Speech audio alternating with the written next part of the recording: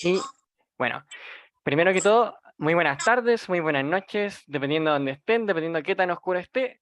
Primero que todo, les quiero agradecer a todos y a todas por estar aquí, por estar presentes en esta instancia y obviamente darle la más cordial bienvenida a este seminario que tiene por tema el proceso diagnóstico y su aporte al proceso de intervención.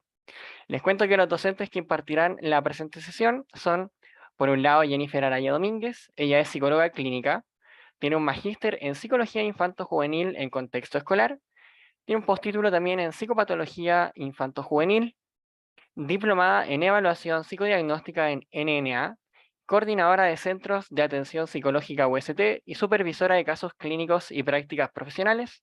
Bueno, además de mencionar que es la directora del diplomado de psicología educacional de ADIP. Y también está Pablo Muñoz, él es psicólogo educacional de la Universidad Católica del Maule, tiene un magíster en política y gestión educacional de la UD Talca, diplomado en neuropsicología en la Pontificia Universidad Católica de Chile, y también diplomado en psicogerontología educativa en la misma sede. Es docente de educación superior de la Universidad Católica del Maule y de la Universidad Autónoma de Chile, director de Triada Cognitiva Chile, relator de BISC 5 de nivel avanzado acreditado por CDTUC, coordinador programa de integración escolar y finalmente su área de especialización son la psicología cognitiva, la psicología educacional, la inclusión escolar, convivencia escolar y diseño de proyectos educativos. Bueno, les cuento que a continuación vamos a dar la presentación de las docentes, bueno, de los docentes.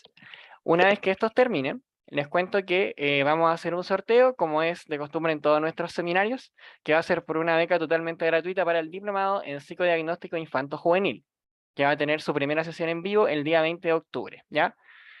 Los requisitos para poder optar a esta beca son ser psicólogos, psicólogas titulados, tituladas, o que estén cursando su último año de su carrera profesional, y también profesionales interesados en la temática del área del psicodiagnóstico infanto-juvenil, ¿ya?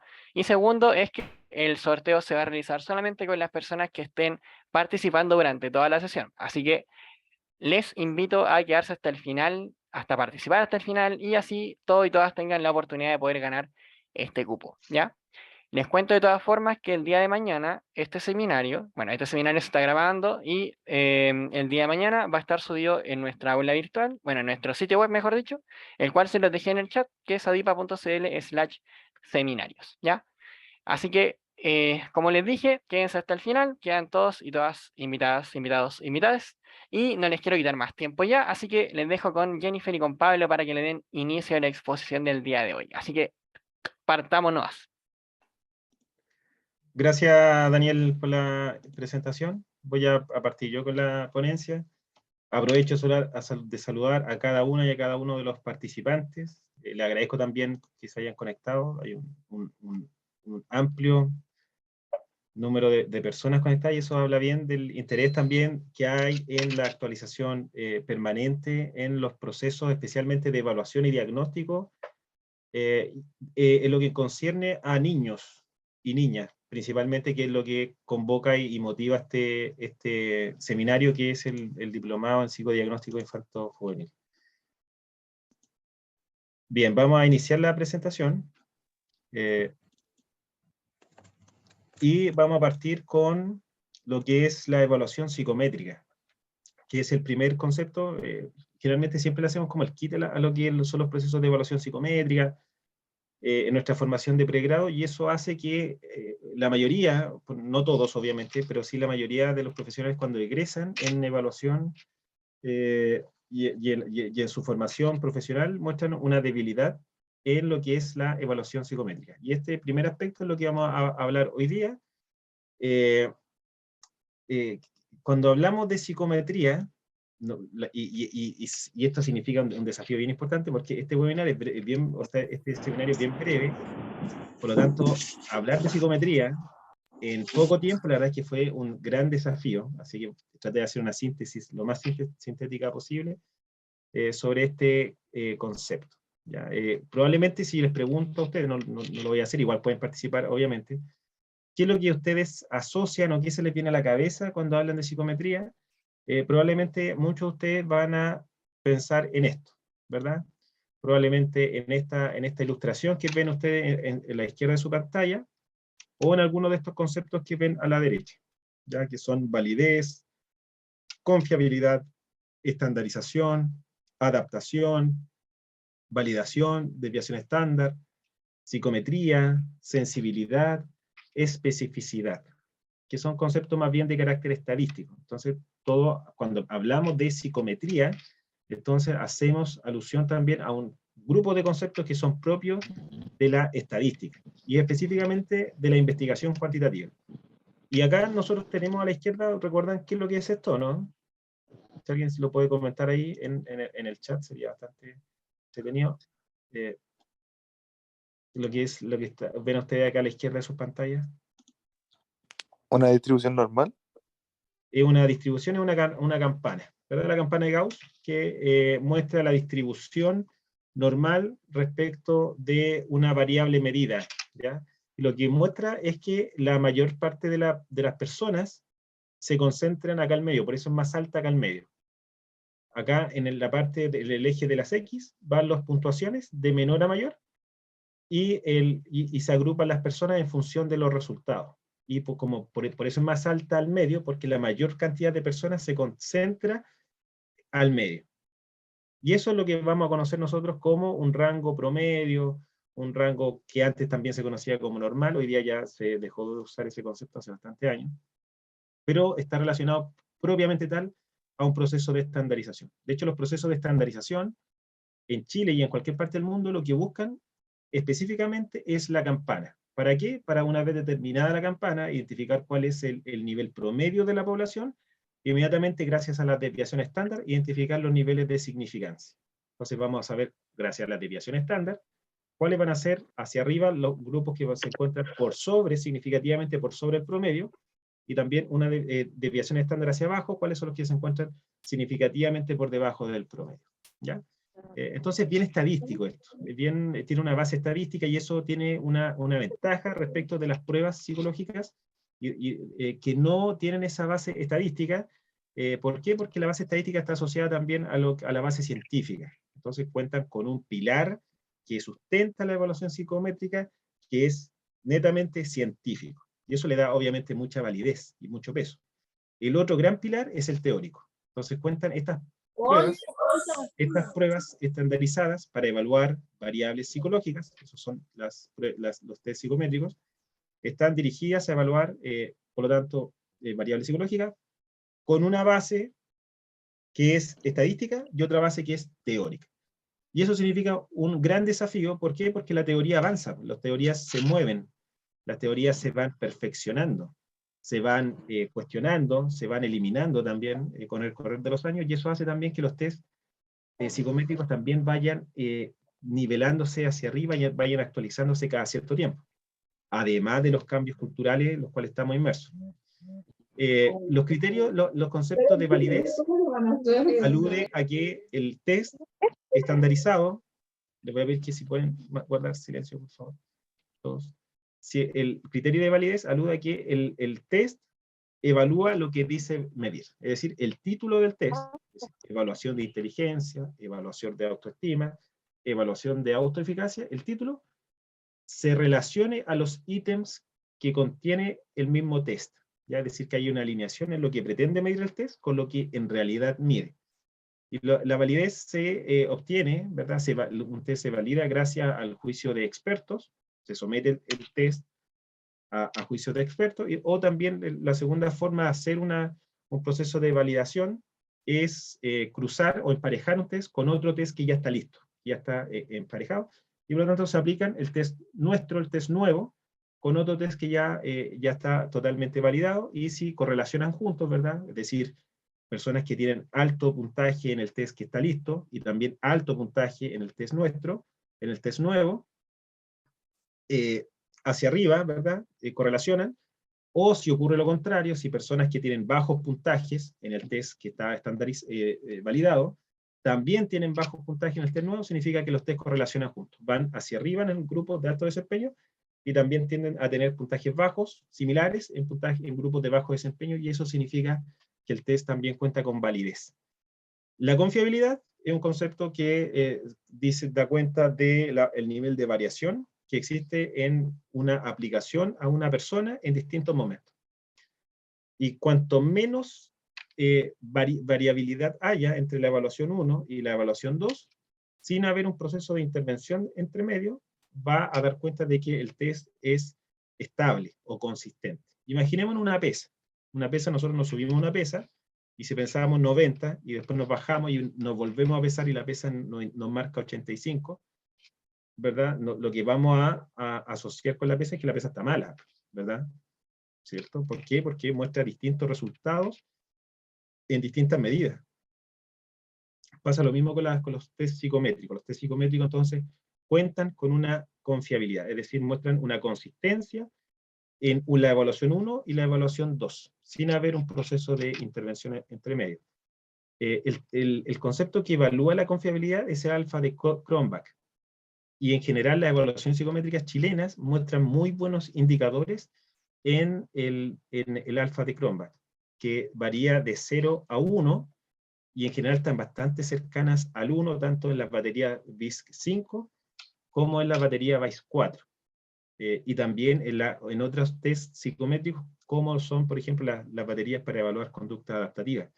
Es decir, acá en Chile tenemos nosotros la ventaja de contar con pruebas que son válidas, que evalúan el constructo para el cual se crearon, y evalúan bien el constructo al cual persiguen, ¿verdad? Que inteligencia, o autoestima, o autoeficacia, depresión, y además cuentan con consistencia, ¿verdad? Similares resultados en distintas mediciones a la misma persona.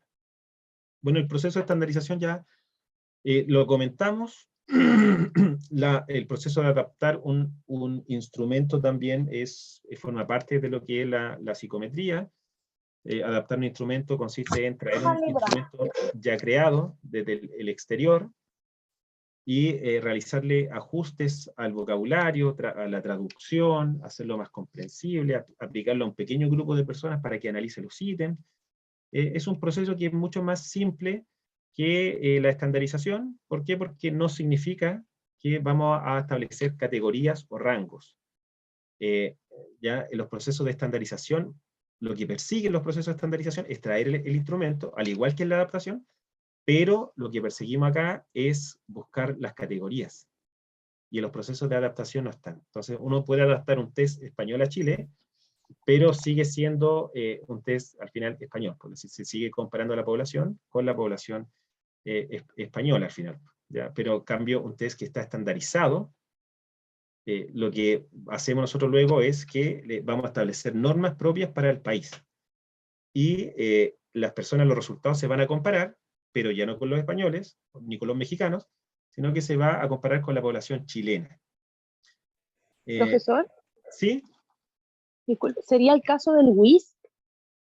El WISC es un instrumento que está estandarizado en Chile. Ah, ya. Sí. El WISC, Sofía, es un test que está estandarizado en Chile porque bueno, viene desde afuera, es un test estadounidense, ¿verdad? De Pearson. En Chile se traduce el proceso de adaptación, la estandarización involucra la adaptación, como que la absorbe. Entonces, primero, para la estandarización de un test hay que adaptarlo. Y esas fases de adaptación en las estandarizaciones se llaman pilotajes, fases de pilotaje. Entonces tenemos un prepilotaje, un pilotaje que es para analizar los ítems, si se comprenden o no, si quedó bien la traducción o no, porque uno puede traducir los ítems. Pero otra cosa es que la gente que yo se lo aplico lo entienda. Entonces, eso va a consistir en aplicar el ítem y luego reunirme con la persona y decir, ¿sabes qué sugerencia le harías tú en el enunciado? ¿Se entiende o no? Por ejemplo, en el WIS 5, las fases de pilotaje, ya que son estas fases de adaptación, de traducción del instrumento, se realizó con niños de 5 años. Y el 100% de los niños de 5 años comprendía los ítems. Y eso inmediatamente da el criterio de que un niño de 6 años, porque parte de la evaluación con WISC 5, inician 6 años, un niño ya de 6 años, ya, si comprende un niño de 5, significaría que un niño de 6 años también lo lograría. Entonces, así se realizó la primera etapa de adaptación o de pilotaje. Las desviaciones estándar son el promedio de desviaciones. Imaginemos nosotros que estamos en la universidad, retornamos a nuestra carrera universitaria, y tenemos distintas calificaciones en 5 o 6 asignaturas. Nosotros vamos a tener un promedio de nota del semestre, ¿verdad? Y vamos a tener también las notas por asignatura. El promedio va a ser, obviamente, el promedio de esas 5 asignaturas, y la distancia que hay entre cada asignatura respecto del promedio va a ser una desviación. Y el promedio de esas desviaciones es la desviación estándar. Entonces se ubica el diferencial entre cada una de las asignaturas, se suman y se dividen por el total de diferenciales, y esa es la desviación estándar, y es un criterio estadístico para establecer niveles de significancia. Nosotros acá en Chile, y en distintas partes del mundo, en realidad, todos los que se rigen por la Organización Mundial de la Salud, y yo creo que deben ser todos los países del mundo, entienden que diferencia significativa, ¿verdad? El concepto de significativo es 2 desviaciones estándar por sobre el promedio para puntajes que son significativamente superiores, y 2 desviaciones estándar por debajo del promedio para puntajes que son significativamente inferiores. ¿Ya? ¿Eso en Profesor relación a la Pablo, desviación estándar? ¿Sí? una pregunta pequeñita. Mira, yo tengo varios, ¿cómo se llama? Segmentos digamos, socioeconómicos, por decirlo de una manera. Tengo clases altas y tengo clases muy bajas. ¿Cómo hacemos el WISC? ¿Cuál? ¿Los antiguos sirven? ¿Los otros WISC antiguos sirven? No sirven, Leila. Y No ese es sirven. uno de los grandes, lo vamos a ver al final, es uno ¿Ya? de los grandes desafíos de los nuevos test psicométricos, porque debe haber un cambio. Imagínate, Leila, te agradezco mucho la pregunta. Sí, ¿Por gracias a qué? ti. ¿Por qué? Porque el WIS 5 supone que es un test que se aplica desde lo más al norte de Chile hasta lo más al sur de Chile, desde las zonas más, no sé, Isla de Pascua, por ejemplo, Rapa Nui, hasta, no sé, el Paso Pehuenche en la región del Maule. Entonces, y establece normas genéricas para toda la población, pero van a haber grupos que van a verse afectados. Por ejemplo, ahí tú nombras los grupos que tienen menos oportunidades de acceso a formativas, como son los Claro, niveles lo que pasa, socioeconómicos más bajos. Pablo, lo que pasa, profe, mira, lo que pasa es que en Santiago yo tengo chicureo, amigos, con hijos, ni un problema, en Santiago, chicureo, ¿ya? Pero yo estoy ahora en la 9ª región, en la Araucanía, y tengo Claro, puros distritos 22 y 23 con poblaciones que son gente vulnerable, que no me pueden pagar la consulta, es un tremendo, y me puse perito judicial incluso, por eso saludé a un asistente social del grupo. Entonces, para poder los psicólogos intervenir, tenemos que hacerles test, y eso quería preguntarte, ¿me sirven los test antiguos? No, me dijiste. no sirve. Los WISC, Tiene que no. ser no. Claro, Ya. no sirve. En el caso, bueno, la psicometría es lo que vamos a ver ahora en esta clase, la rama de la psicología que se encarga de la creación de test psicométricos que tienen base científica, porque tienen base estadística y base teórica, entonces tienen un doble sustento, a diferencia de los test que no son psicométricos, que nosotros tenemos hartos test que no son psicométricos, por ejemplo, los test proyectivos, como el Rorschach o el test de Lucher, que no son test más, o el de Murray, son el TAT, ¿verdad? Test de percepción temática, o el desiderativo, las pruebas gráficas, esas son pruebas que no son psicométricas, pero no cuentan con esa validez estadística.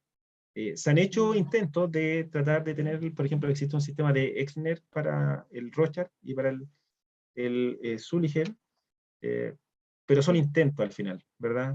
Son intentos, entonces esas no cuentan con el sustento estadístico, y eso un poco hace que, por ejemplo, una persona, yo, por ejemplo, lo aplico a una persona A, con una evaluación proyectiva, y algún colega, no sé, de Santiago, lo aplica a la misma persona, puede que obteniendo los mismos resultados nosotros podamos hacer interpretaciones distintas. O, lisa y llanamente, incluso podamos obtener distintos resultados. Esa variable se controla con las pruebas psicométricas. ¿Por qué? Porque las pruebas psicométricas buscan obtener datos confiables con la máxima precisión posible. De hecho, las pruebas psicométricas también norman de forma bastante rígida lo que son las normas de aplicación de estos mismos instrumentos. Entonces, el colega que es de Santiago, que los dos estamos evaluando, por ejemplo, a una niña de 10 años, y yo también acá en Talca, yo vivo en Talca actualmente, evaluamos a una niña de 10 años, con una prueba psicométrica nosotros no debiésemos tener grandes diferencias, debiésemos tener pequeñas diferencias, porque la forma de aplicación debe ser la misma, y también, y por lo tanto, los datos que nosotros obtenemos debiesen ser también bastante similares, porque todo eso está controlado. Y eso va a significar también una formación nuestra en las normas de aplicación y de interpretación de las pruebas psicométricas. ¿Ya? Especial cuidado con la aplicación. Bien, vamos a hablar también de los conceptos de sensibilidad y especificidad, que probablemente también lo hayan Profe, escuchado ustedes, ¿sí? una pregunta. El NPI 3, ese sí está adaptado acá en Chile. El NPI 3, MPI 3. ya, ese yo creo que no sé si está adaptado. Sí, la Universidad Católica también lo adaptó. Ya, ¿y cuándo lo adaptó?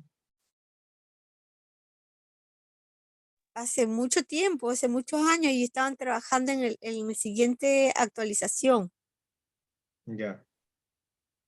Será en el Ese es para, 2000. ya. No tenía antecedentes del Sí, la NPI. Universidad Católica. Ya. Sí, ese test es para adultos mayores, parece, si no me equivoco, ¿verdad? De neuropsicología para adultos mayores. No, no, ¿O no, no? para estructuras de personalidad. Ah, ya. El MMPI, el de Minnesota. Sí, en Minnesota. Ah, ya, sí, ese está Sí, estandarizado. sí, Sí, ese sí. No, yo sí. entendí NPI, que también No, que es un no. test de evaluación neuropsicológica de adultos. Así, hay hartos test psicométricos.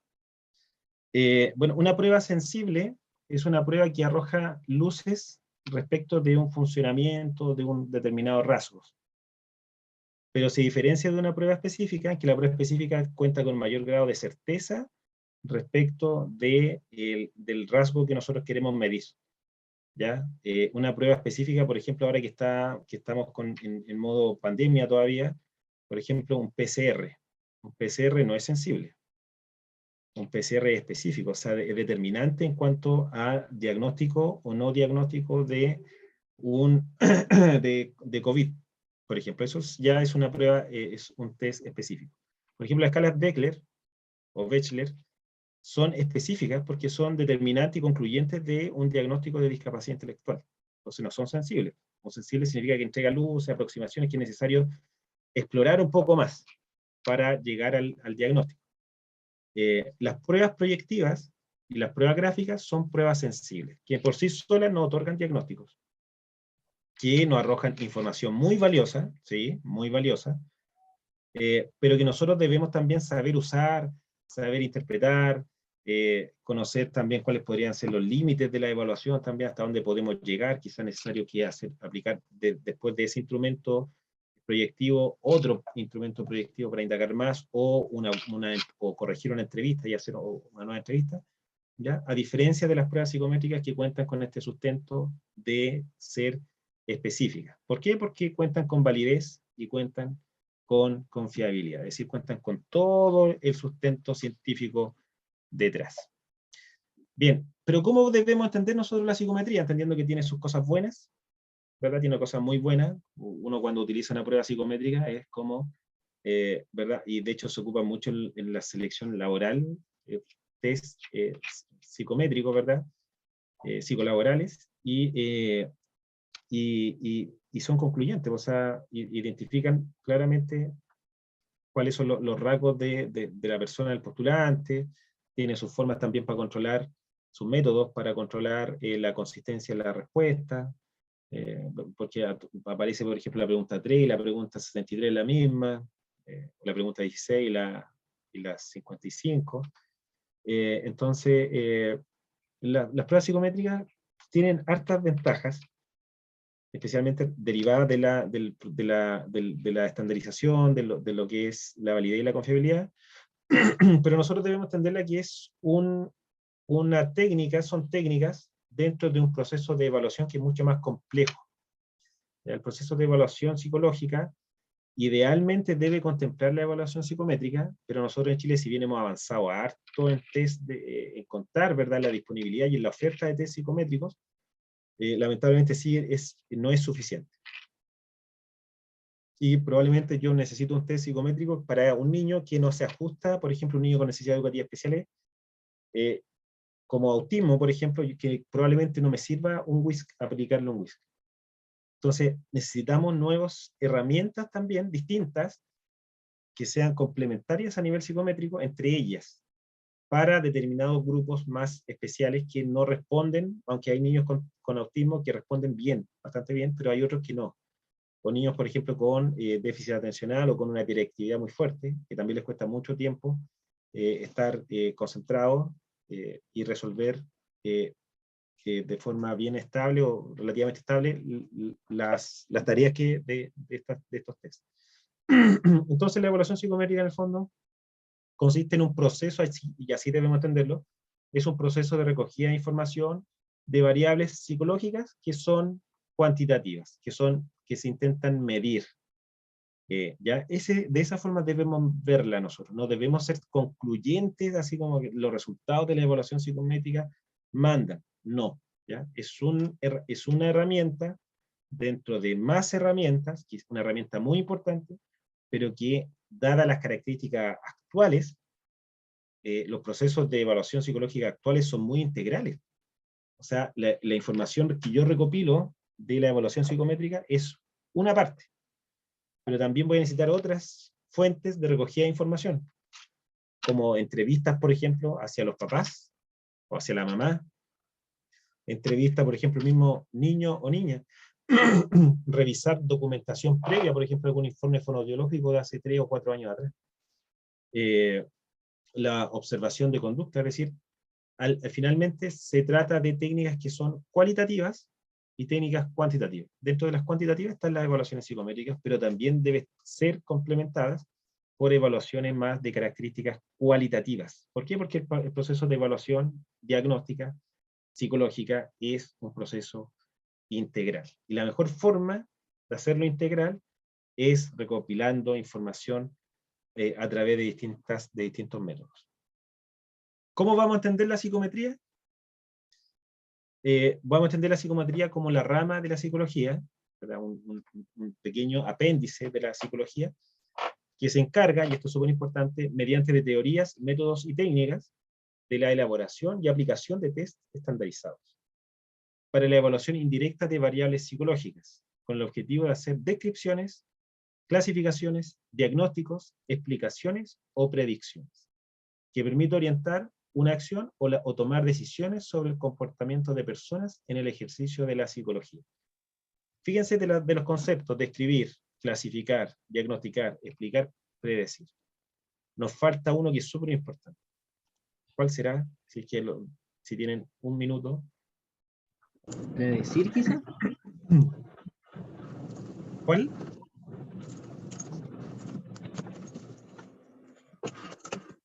¿Cuál nos faltará? Describir. ¿Predecir? Predecir está. Y los test. A nivel de ciencia creo que lo que sigue es controlar. Ya, también está incorporado, porque en realidad el control está. ¿Cuál? Medir. Medir ya está incorporado también. Seguimiento. La predicción, los test psicométricos, lo que buscan en la predicción lo hacen súper bien, porque el resultado de un CI, por ejemplo, de un niño, me va a predecir con alto nivel de certeza su funcionamiento y su rendimiento escolar. El acompañamiento y seguimiento. Ahí Intervenir. Romina acertó en el chat. Comprender. ¿Ya? Comprender, porque ese es lo que falta. Por eso insisto con esto: la evaluación psicométrica es una parte, pero debemos darle peso también, no debemos mirar en menos lo que recogimos en la entrevista. Porque las técnicas cualitativas, entrevista, observación, revisión de documentos, un libro de clase, por ejemplo, revisar un documento, un informe fonoaudiológico, un informe antiguo psicológico, son medidas, también son fuentes de información que me permiten a mí comprender, tener una mirada comprensiva respecto del caso, ¿ya? Y como cuentan estos tests, ¿verdad? Con un fuerte poder predictivo, nos ayuda a identificar riesgos, por ejemplo, en salud mental, con un cuestionario de calidad de vida, que existen cuestionarios estandarizados para evaluar calidad de vida en personas, me permiten a mí identificar cuando una persona está en riesgo de enfermedad de salud mental, por ejemplo. O a través de un cuestionario en adultos mayores, pensando en el YESABACH, que es un cuestionario para evaluar depresión en adultos mayores, de 10 preguntas, también me permite identificar cuando una persona está en riesgo de depresión, y todo eso es lo que conlleva eso. O los mismos cuestionarios de ansiedad y de depresión de Beck, los de estrés también, por cuidar a adultos mayores.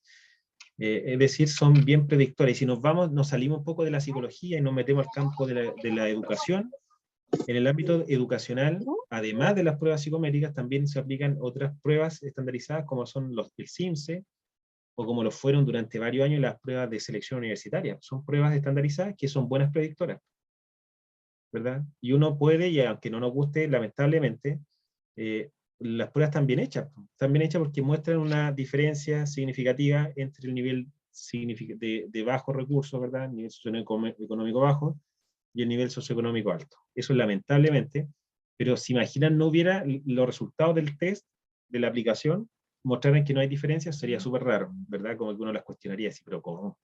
Sería como muy raro. Entonces, están bien hechas en la medida que los resultados muestran esa brecha significativa entre los niveles socioeconómico alto y el nivel socioeconómico bajo.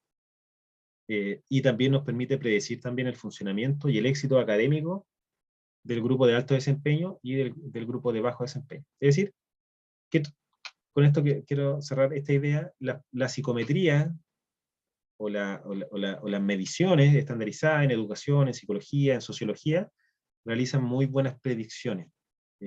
¿Ya? Y los procesos, cuando veamos nosotros un test psicométrico, por muy chiquitito, yo le iba a mostrar, no sé si me alcanza el tiempo, pero un test de autoestima, que es de 10 preguntas, que yo creo que lo conocen más de algunos, muchos más de algunos, que es el test de Rosenberg, que uno lo ve así como un test bien humilde, bien frágil, pero la verdad es que la cantidad de trabajo que hay detrás de ese test es bastante grande, desde el punto de vista científico. Así que siempre detrás de un instrumento de evaluación psicométrica hay un propósito bien noble, que es explicar y predecir la conducta, para identificar, por ejemplo, factores de riesgo e intervenirlos lo más tempranamente. Bien, ahora, ¿cómo nace la evaluación psicométrica? En el mundo hay hartos. Nosotros tenemos una historia bien occidental. Para los chinos, la evaluación psicométrica nace en China, ¿ya? Porque ellos hacían evaluaciones también para elegir sus generales, aplicaban pruebas psicológicas, también tienen su historia. Pero nosotros siempre nos han enseñado como que esto nace con Aristóteles, ¿verdad? Con el estudio de los rasgos faciales, lo que se llama fisionomía, después pasamos a la frenología, que es el estudio ya de las protuberancias cerebrales, las personas que tenían la cabeza más ancha. Lo cierto es que eso puede ser, pero realmente la psicometría parte, ¿ya? Desde el punto de vista estadístico, científico, a fines del siglo XIX, ¿verdad? Por allá por el 1890, 1880, y nace con el objetivo de clasificar y de predecir desempeños en personas. En aquel entonces, si nos situamos en aquel entonces, fíjense, época donde las personas se diferenciaban por clase. Si ustedes recuerdan, no sé si vieron el Titanic, había estaba la clase A, no, ¿cómo era? La clase A, no, era primera clase, segunda clase, tercera clase, o sea, el nivel de segregación era abismal, o sea, era brutal. Entonces, también por niveles intelectuales, también se segregaban los grupos para un tipo de educación, por ejemplo, para personas de alto desempeño, otro tipo de educación para personas de bajo desempeño. Cosa que pasa en Chile hasta hace poco, pasaba eso. Yo me acuerdo que cuando yo estudiaba, los cursos se dividían por nivel de desempeño. Entonces teníamos el A como el curso de más alto desempeño, el B, el C, el D, y así hasta llegar al E, que era el más bajito. O si alguien repetía, llegaba al E.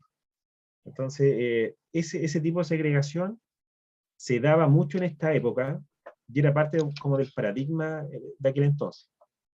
Ahora, en el grupo que estaba bien deficitario, y eso hay que reconocerlo, en Estados Unidos, se le asignaba una pensión, que en Chile es la pensión de invalidez, que en Estados Unidos se da desde el siglo XIX. acá en Chile se empezó a ver mucho tiempo después. Entonces también a partir de esa necesidad de identificar los grupos deficitarios, las personas con discapacidad, que hasta ese entonces se evaluaban mediante entrevistas y mediante juicio clínico, entre comillas, pasaba que había personas que eran que ingresaban o recibían los beneficios estatales sin tenerlos, cosa que en Chile no pasa, ¿verdad? Perdona, profesor, disculpa, cortito. Sí, Yo sí. gané hace 2 años atrás un caso en la Corte de Temuco, en los tribunales acá de Temuco, por un caso de segregación social, porque Chile lo que tiene es que segrega por el tema de conjuntos habitacionales que les quieren poner muros y los encierran como en la Edad Media para que dejar afuera el condominio, a los condominios afuera y las casas cerradas, y afuera dejan a todo lo que es la población vulnerable. Yo peleé y gané en la corte, que ya es un caso de Chile, de ejemplo, en la Claro. corte de acá. Los compañeros que quieran saber mi caso, yo les doy la causa y todo para que ahora que soy perito los ayude si lo necesitan, ¿ya? Eso. Y ganamos un caso, ojo. Segregación social se llama. Gracias, Leila. Sí, la verdad es que somos un país muy segregador.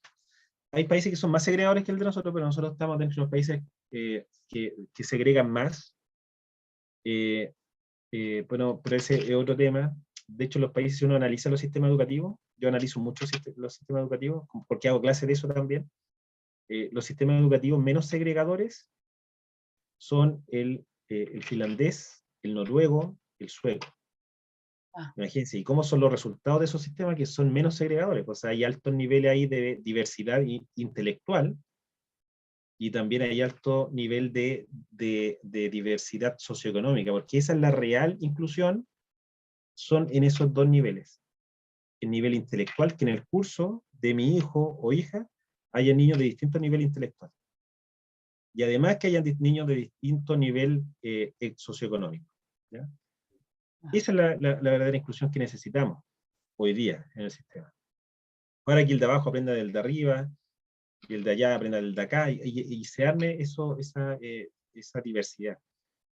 Bueno, en esta época, también que se prestaba también para errores, se prestaban para los errores diagnósticos y para que personas recibieran beneficios estatales, sin contar con el diagnóstico, es que se comienzan a crear los primeros test psicométricos en el año 1890. Ya la discapacidad intelectual ya existía en aquel entonces, pero se evaluaba, como les comenté, por el juicio clínico. Y por otra parte, también en esta época existía la necesidad incipiente, ¿verdad?, persistente de la psicología cognitiva de validarse como una disciplina científica, frente al conductismo, que era su principal enemigo, ¿no?, por así decirlo, porque para el conductismo los procesos cognitivos eran una caja negra que no eran de interés de la ciencia. Entonces, a partir gracias al cognitivismo, ¿verdad?, estas pruebas estandarizadas, se pudo demostrar que esos constructos que no se veían, ¿verdad?, que la atención, la memoria, la inteligencia, el razonamiento, la memoria de trabajo, que no se veían, uno podía acceder a ellos a través de test. Y por ejemplo, las baterías Bechdel, uno accede al razonamiento visual, accede al nivel de psicomotricidad de la persona, a la velocidad para procesar estímulo, uno puede acceder, sí, a través de tareas. Y por eso la evaluación psicométrica es una evaluación indirecta. ¿Por qué? Porque no llegamos al constructo nosotros con una wincha, para medir el constructo, el concepto. La atención no llegamos con una wincha. Debemos hacerlo de manera indirecta, debemos hacerlo gracias a un test para llegar a ese concepto abstracto. Lo mismo con la autoestima. La autoestima, por ejemplo, es un concepto que es abstracto. Nadie lo ve en la calle, ¿verdad? Nadie se topa la autoestima en la calle, ¿verdad? Existe, pero es un constructo. Por lo tanto, nosotros para medirlo necesitamos un intermediario. Hacer una tarea o un test, una serie de preguntas estandarizadas. Por esto, la evaluación psicométrica es indirecta.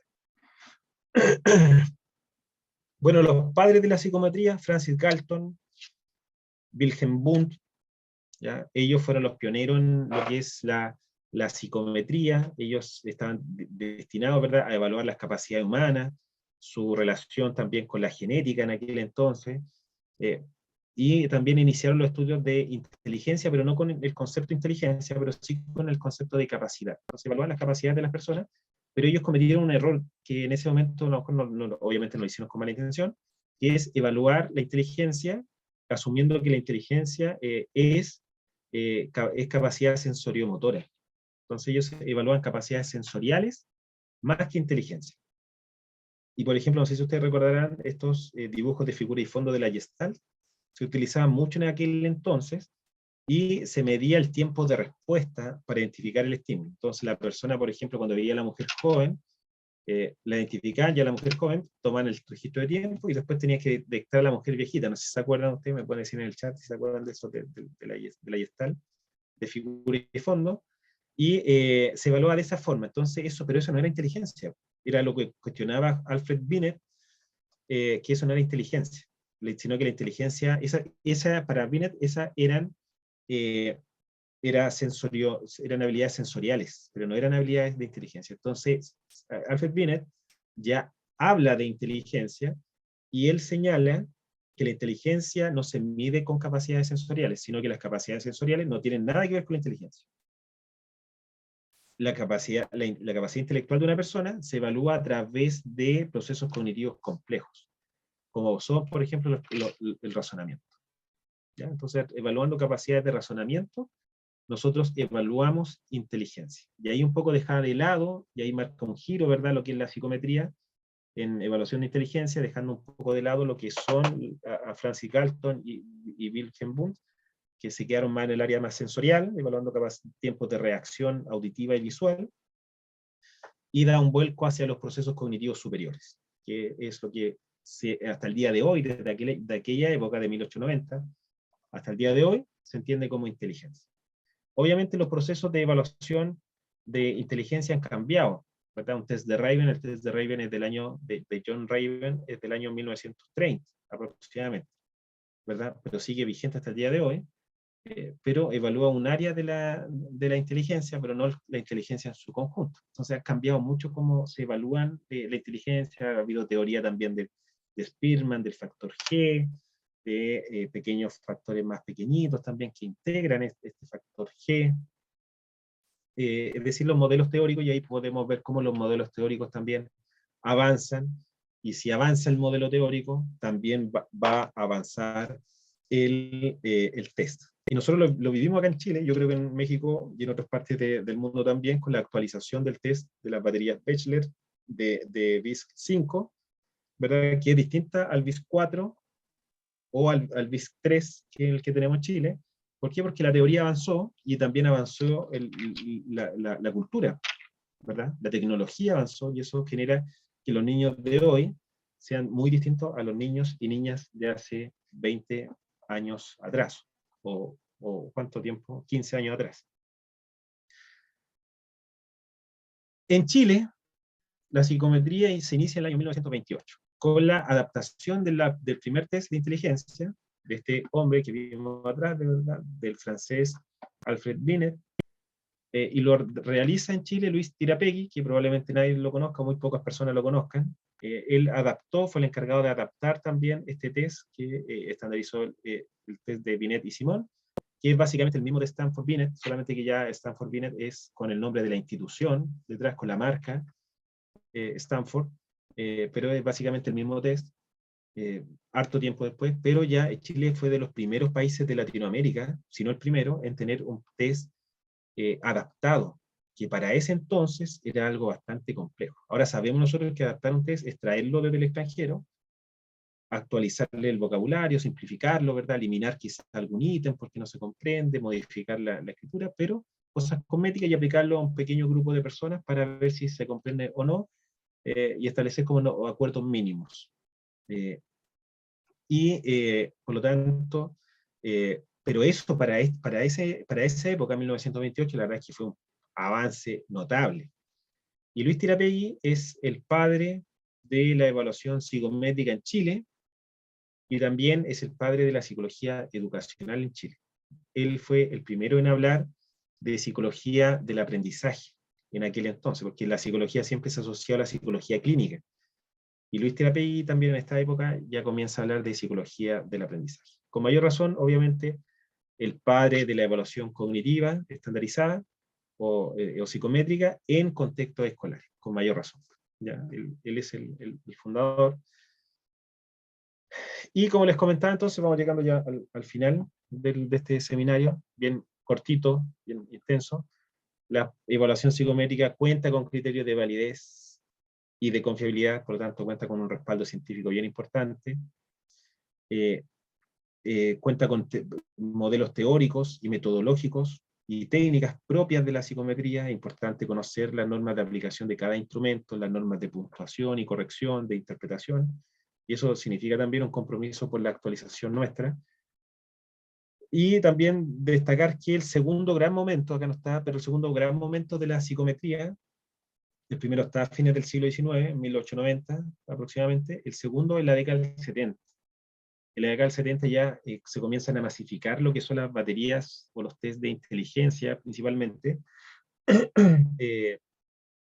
a adaptarse con mayor intensidad en distintos países de América Latina, en la década del 70, y así también en esa misma década llega a Chile el VICE 4, la primera adaptación de VICE, no el VICE 4, el VICE R, en aquella época aproximadamente, y eso también nos da cuenta de que ya en la década del 70 se comienza a masificar lo que es la evaluación psicométrica. Es un segundo gran momento, además aparecen también en esa época estas compañías como Pearson, como y otras compañías más que no voy a nombrar. También, es decir, se comienza a comercializar y a formar una industria lentamente de lo que son las estandarizaciones y validaciones de instrumentos. ¿Cuál es la teoría de que sustenta la creación de los test? Una teoría bien simple, que la teoría clásica de los test supone que, en primer lugar, las personas tienen una puntuación verdadera. ¿Verdad? Una puntuación verdadera. Fíjense el concepto que utiliza. Verdadera. Y además las personas tienen una puntuación empírica, que es la que arroja el test. Lo que busca el test es que la puntuación empírica, es decir, la que arroja el test, sea idéntica, y esa es la aspiración, eso es lo que persigue el test, a la puntuación verdadera de la persona. Ya, eso es lo que aspira. Obtener lo máximo, ¿verdad?, representativo, el puntaje máximo de la persona en su mejor performance, en su puntaje verdadero al final. Si hay una diferencia, se asume que hay un margen de error. Por eso acá hay una triple medida al final. La puntuación verdadera, que es la puntuación real de la persona, lo que evalúa el test, que no necesariamente es lo mismo, ¿ya? Y la diferencial en la brecha sería el error de medida. ¿Por qué mantengo esto? ¿Por qué lo presento? Que es algo como pareciera obvio. Es lo que sustenta la creación de los test psicométricos, tanto los test de personalidad como los test de inteligencia. Debemos asumir que detrás de cada evaluación psicométrica va a haber un margen de error, y debemos mirar también el intervalo de confianza, porque el intervalo de confianza asume ese error de medida. Lo que buscan, o lógicamente, y está bien que se busque, aunque a pesar de que es casi imposible, es que los tests alcancen la puntuación verdadera. La puntuación de verdadera también es una fórmula estadística que es el promedio, no lo voy a complicar con eso, pero es el promedio de distintas evaluaciones de una persona. Entonces, si a un niño, por ejemplo, lo evalúo hoy día con un test de Bechdel y me puntúa 98, y al día, no sé, a los 2 meses me puntúa 95, y así sucesivamente, saco un promedio, y esa sería su puntuación verdadera de ese niño. El promedio de distintas mediciones con el mismo instrumento. Y la puntuación empírica sería el resultado de cada una de estas evaluaciones, y el margen diferencial que hay desde la puntuación empírica, que es el resultado, hacia la puntuación verdadera, sería el margen de error. ¿Qué sería algo así? La puntuación verdadera, ojalá por sí sola sea lo mismo que el puntaje obtenido, ¿verdad?, por el test, significaría que no hay error ahí, que llegó a donde tenía que llegar, pero como sabemos que eso es casi imposible, siempre hay una discrepancia, las variables psicológicas son bien susceptibles, bien vulnerables, de repente dormimos mal, a veces peleamos con un ser querido y andamos bajoneados, o tenemos problemas laborales, o comemos o no tomamos desayuno, o mis papás pelearon y también mi desempeño es menor. Son bien sensibles, entonces por eso siempre el error de medición se debe considerar dentro de la evaluación psicométrica. ¿cuáles serían los principales avances que tenemos nosotros al día de hoy en Chile y probablemente también en Latinoamérica?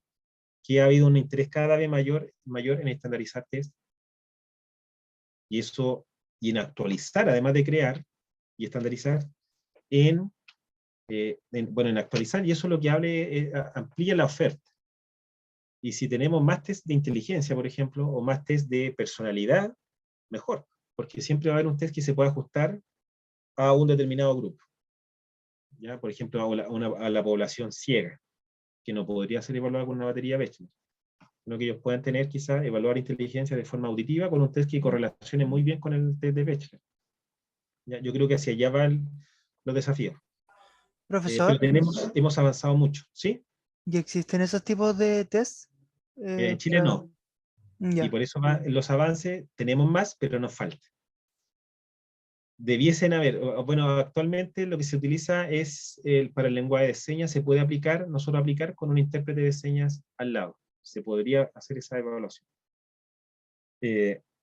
Los diagnósticos y las funciones de clasificación y predicción de la conducta cada vez son los procesos, ¿verdad? Y algo que diferencia también la década del 70, de 1970, con 1890, ¿verdad? Que es el primer gran momento, después del segundo, y el segundo gran momento, es que las teorías se complejizaron, y también se complejizaron el apartado estadístico, el sustento estadístico, lo que es el alfa de Cronbach, lo que son las correlaciones, por ejemplo, toda la base científica más fuerte fue adquirida por los tests en la década del 70.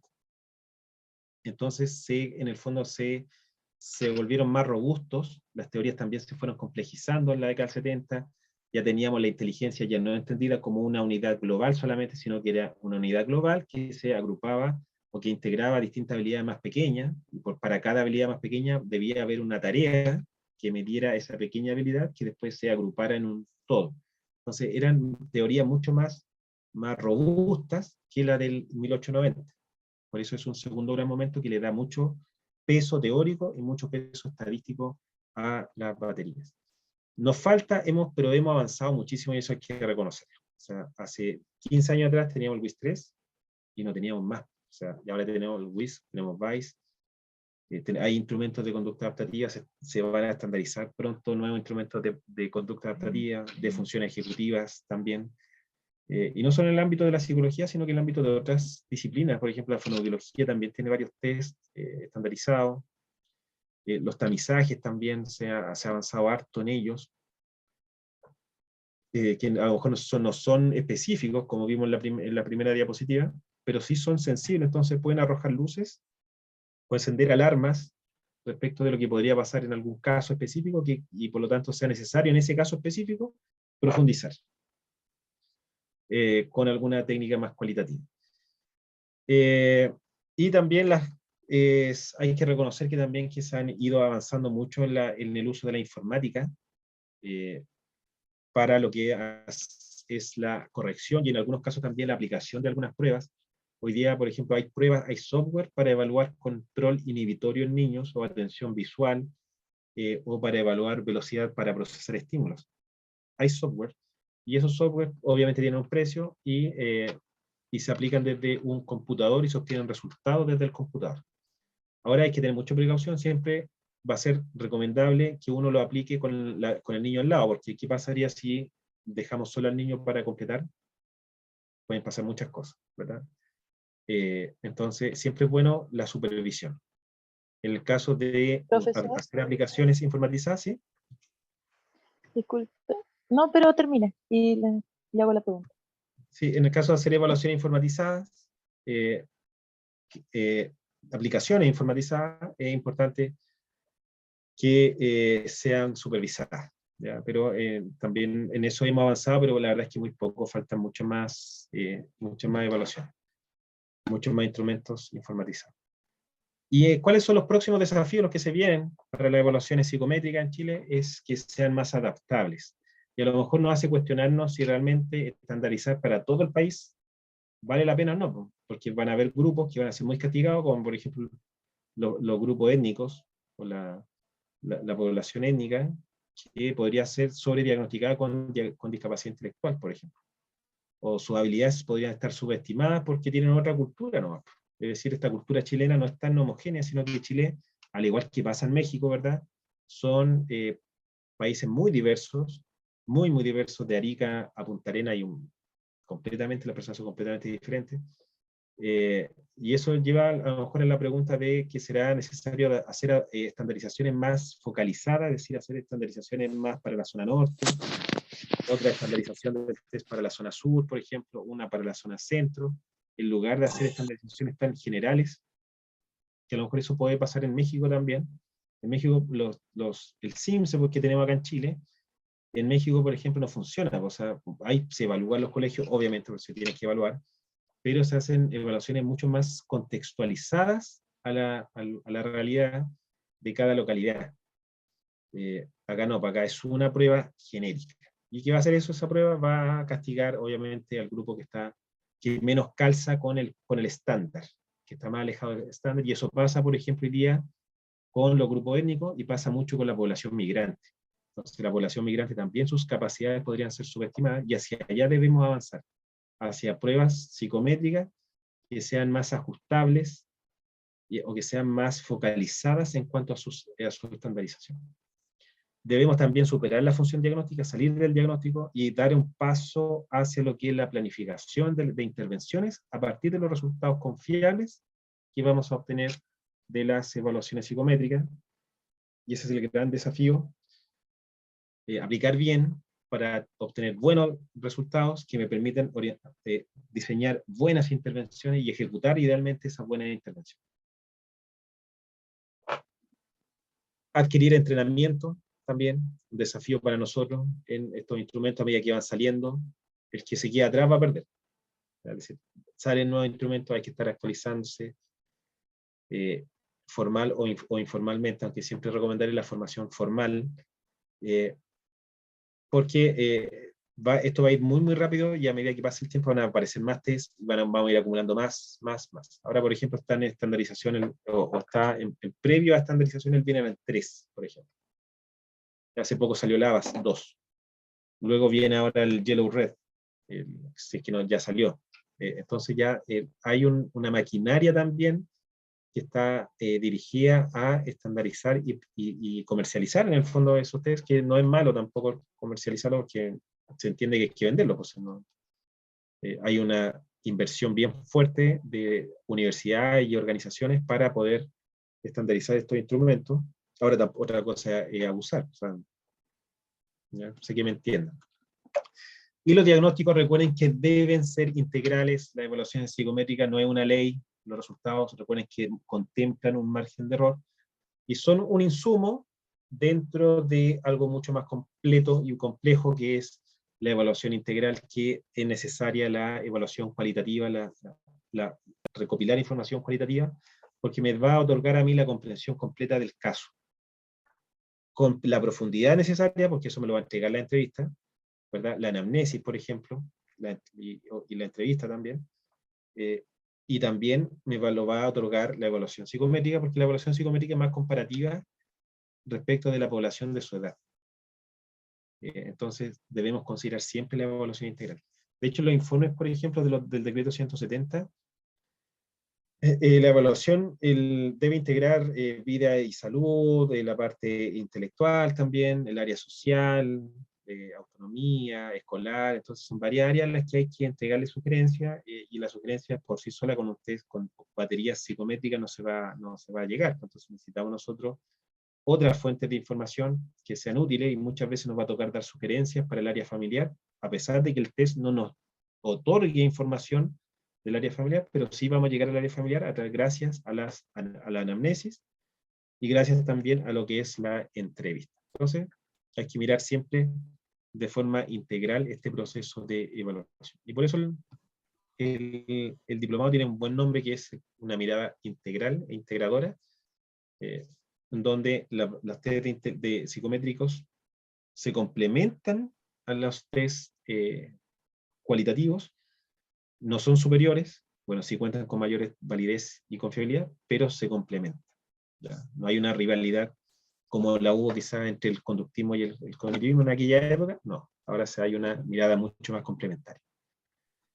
Profesor, ¿Sí? Disculpe, ahí apunta mi pregunta. En base a lo que usted decía de la importancia de la comprensión y la integración en el diagnóstico, he visto, yo soy recién egresada de psicología, pero he visto que ponen, no sé, diagnóstico WIS o WISE o diferentes diagnósticos o hasta Rorschach, solo 3 sesiones o solo 5 sesiones. Entonces, ¿hay un mínimo de sesiones ideal para entregar un diagnóstico, para hacer una evaluación comprensiva e integral del diagnóstico? Sí, mira, a los estudiantes también me preguntan mucho eso. Y yo les digo, como no hay escrito nada, yo les digo, pero esta es una idea mía nomás.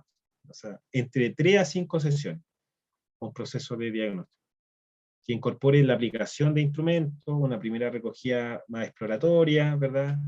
Con el motivo de consulta que va a estar orientando bien ahí qué test voy a seleccionar o qué instrumento voy a seleccionar para la recogida de información, ¿verdad? Porque el motivo de consulta me va a derivar en una hipótesis diagnóstica, y para descartar o confirmar esa hipótesis diagnóstica, voy a seleccionar instrumentos de forma estratégica que me permitan confirmar o descartar. Entre ellos voy a buscar un test psicométrico y voy a complementarlo con entrevistas.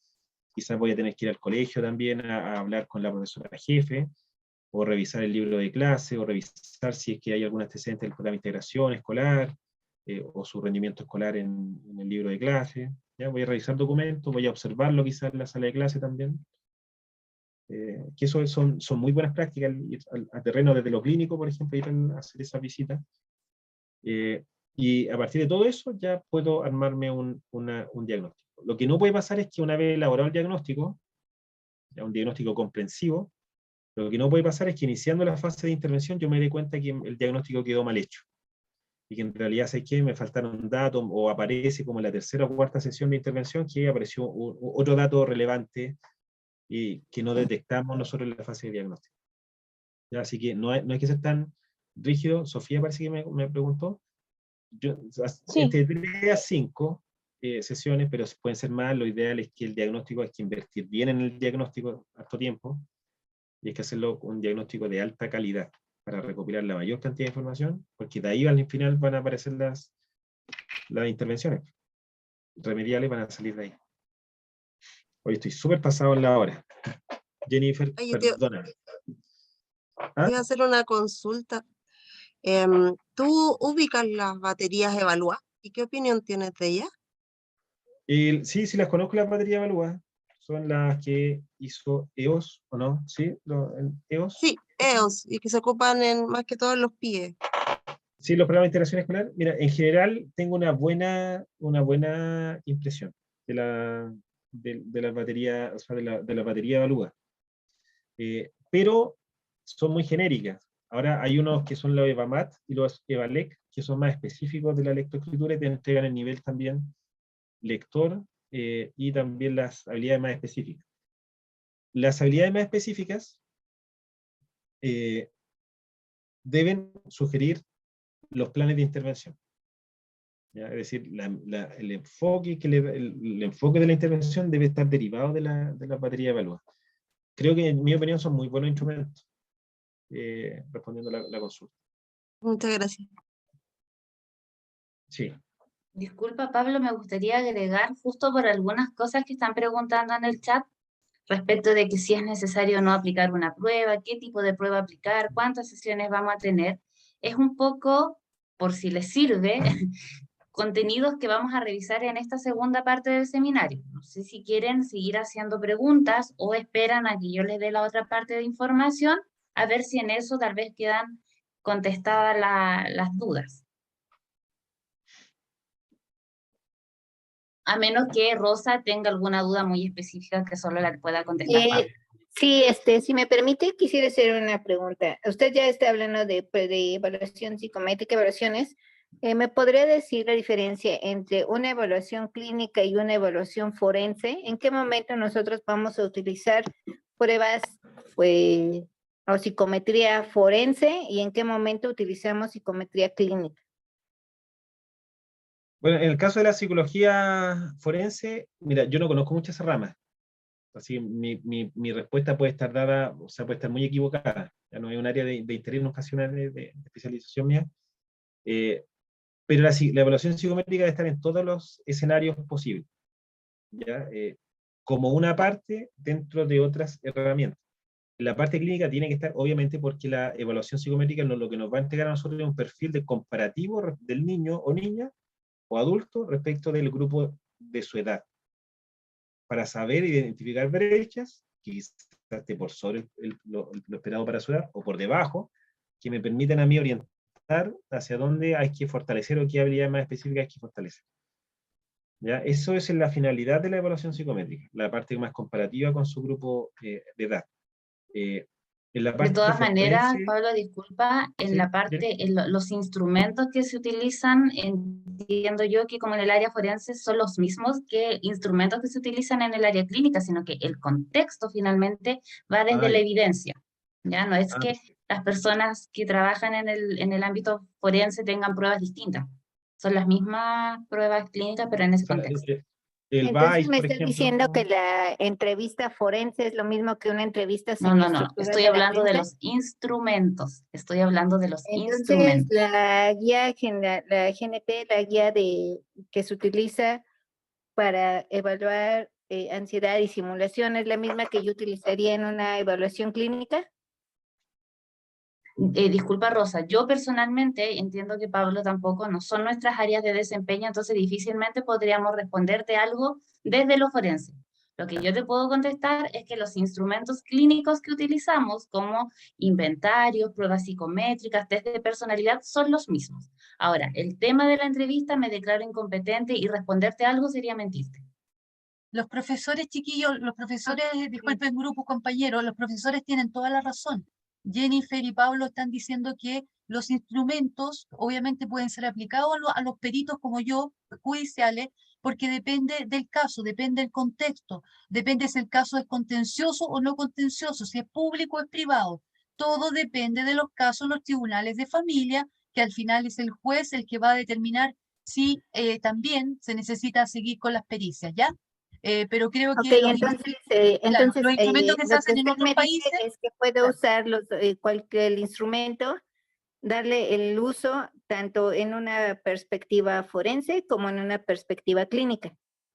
depende, por eso aquí los profesores te lo van a explicar más cuando termine la clase, porque en realidad todo tiene que ver con el contexto, ¿ya? Bueno, espero la respuesta del psicólogo Pablo Muñoz, por favor, y le agradezco. ¿Quién espera mi respuesta? Perdón, no sé con qué estoy hablando, pero mi respuesta, la que yo creo que es una respuesta correcta en relación a la psicología forense, es que, como comentó Jenny, los instrumentos no creo que deben ser los mismos instrumentos, ¿verdad? Clínicos, tanto proyectivos, gráficos, psicométricos, inventarios, entrevistas, etcétera, con una orientación mucho más dirigida a lo que es el área de la forense, ¿ya? Que es esto de buscar, me imagino, ¿verdad? El área forense de Jennifer me puede tirar el salvavidas de buscar culpabilidad sobre un hecho delictual. Disculpe, Pablo, disculpa, lo que pasa es que, Pablo, que yo te ayudo, lo que pasa es que aquí depende, yo lo expliqué, porque la gente no es técnica, claro, es verdad. A ver, aquí hay casos que son privados, contenciosos y no contenciosos más públicos o de ONG o de las municipalidades, de los DAM, qué sé yo. Pero cuando uno hace peritaje, se refiere a que puede ocupar todos los instrumentos que uno quiera, el psicólogo en el caso, porque es una dupla psicosocial. Los psicólogos vamos a usar todos los instrumentos que tú vas a pasar ahora, los que nosotros queramos, que necesitemos, depende del contexto de la persona o de los niños. Lo que se necesite para un niño, porque nosotros vemos daño, por ejemplo, bueno, tribunales de familia, los niños, lo que sea necesario lo vamos a aplicar.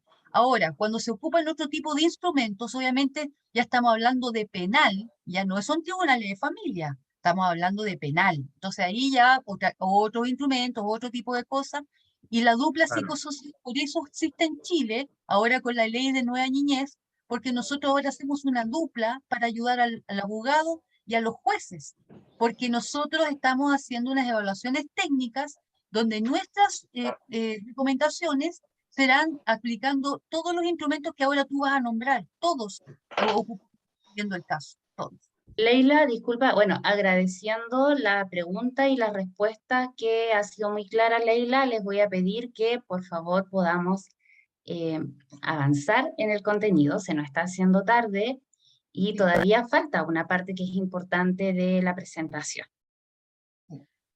Claro. Bueno, Jenny, no quito más tiempo, me despido, espero que la presentación haya cumplido y les sea útil para comprender un poco de qué se tratan los procesos de evaluación integrales. Y las dejo con Jennifer. Éxito, Jenny. Voy a dejar de compartir acá la presentación. Profe, buenas noches, disculpe, le mandé un mensaje sobre si usted tuviese material complementario, algún libro que nos pueda aconsejar para aprender un poco más del tema. Y eso. Y se fue. Psicometría tengo, pero una tonelada de libros. No, pero algo que nos pueda recomendar que sea actual, que sea actualizado para nosotros, empezar a indagar más en el tema. Claro. Sí, ahí tengo de informática, o sea, de prueba informatizada, de ética actual, más actualizada también en la evaluación psicométrica, que es un tema que no toqué, pero es un tema de alta relevancia.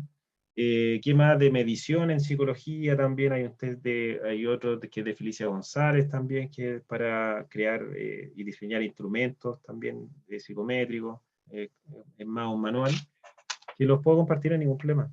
Y después se lo hago llegar a Daniel o a Jenny para que lo pueda, no sé cómo funciona, pero por ahí, para que llegue bien se suba quizá a una plataforma, puedan acceder ustedes a eso. Así que éxito, que les vaya súper bien, un gusto haber compartido con ustedes en esta jornada corta, bueno, seguro que habrá muchas más jornadas en las cuales podamos reencontrarnos. Así que les mando un Gracias, abrazo Pablo.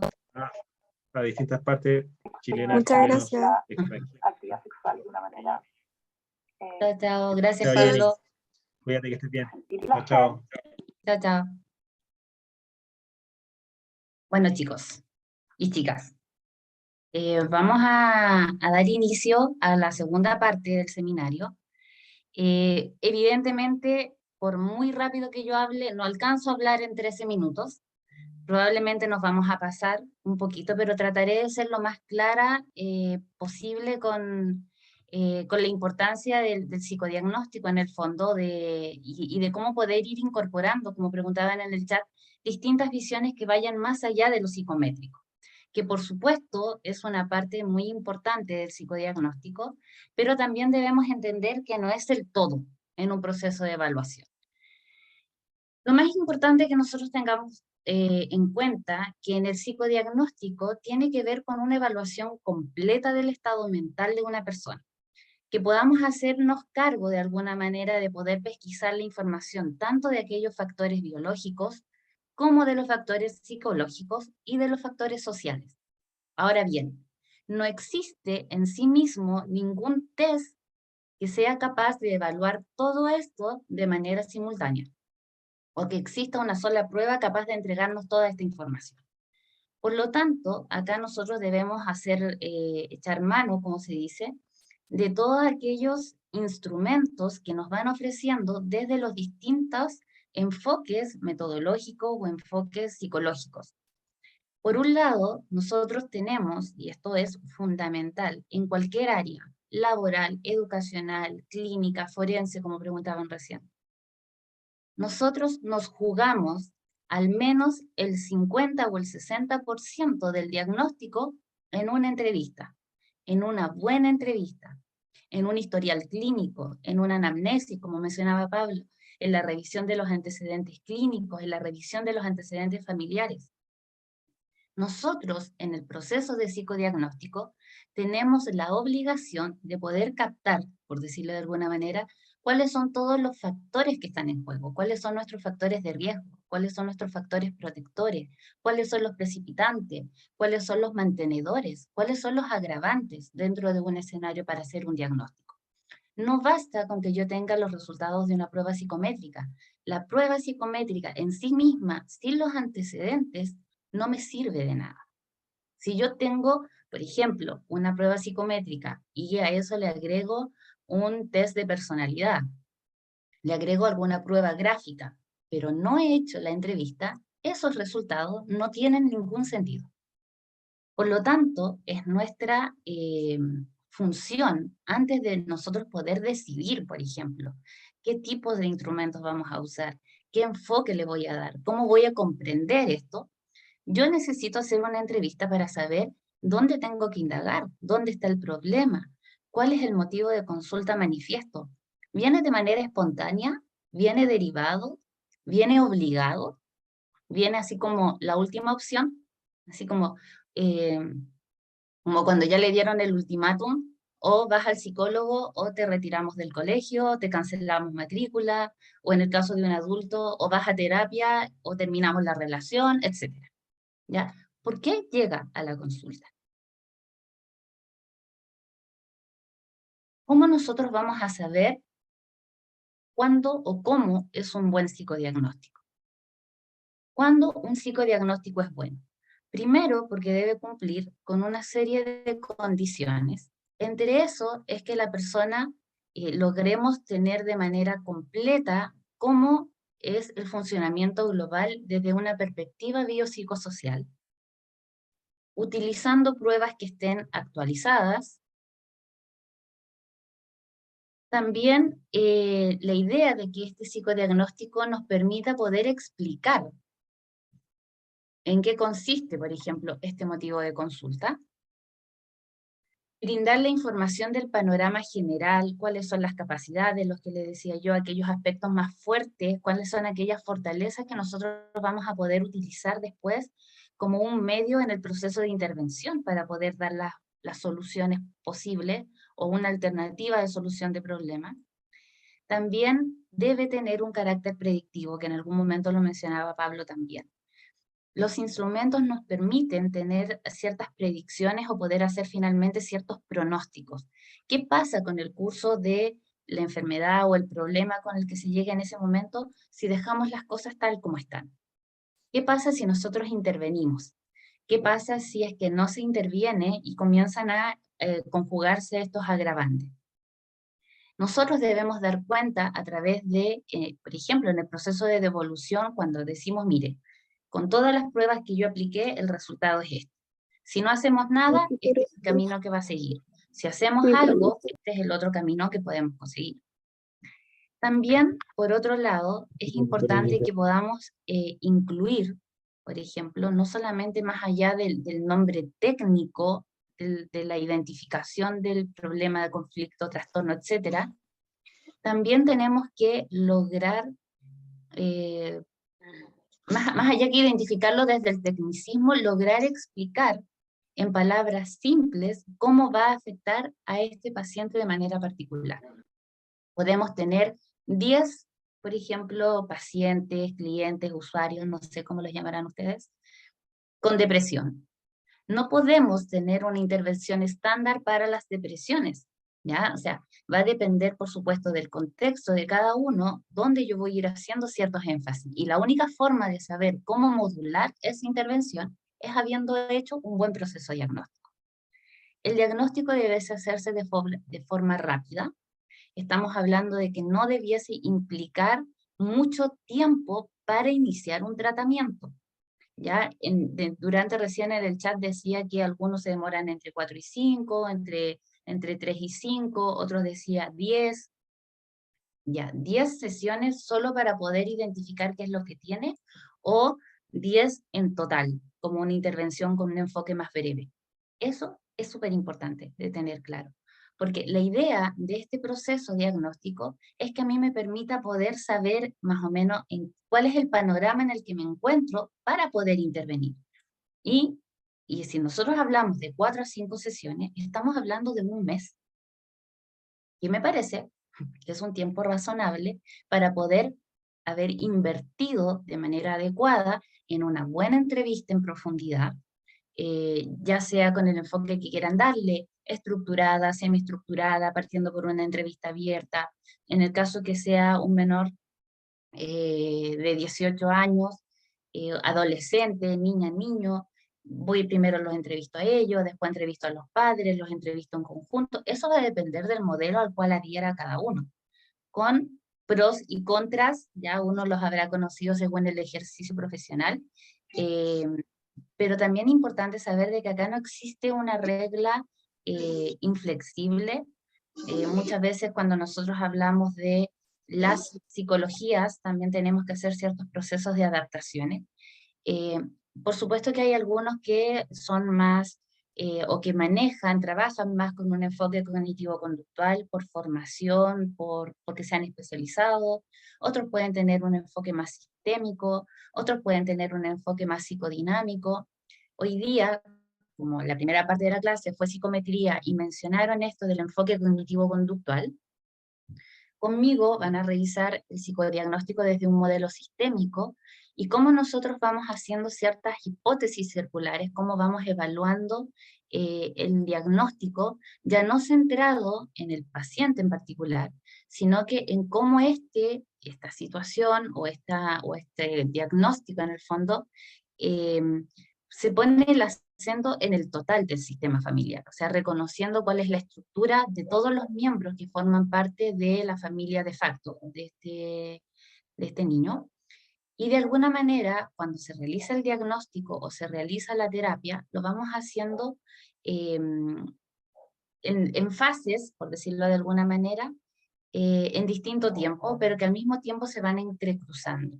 No puedo trabajar única y exclusivamente con el niño o solo con la familia, necesitamos ir haciendo este cruzamiento de manera simultánea desde el enfoque, son como dos planos pero que se van conjugando en el tiempo, por decirlo de alguna manera.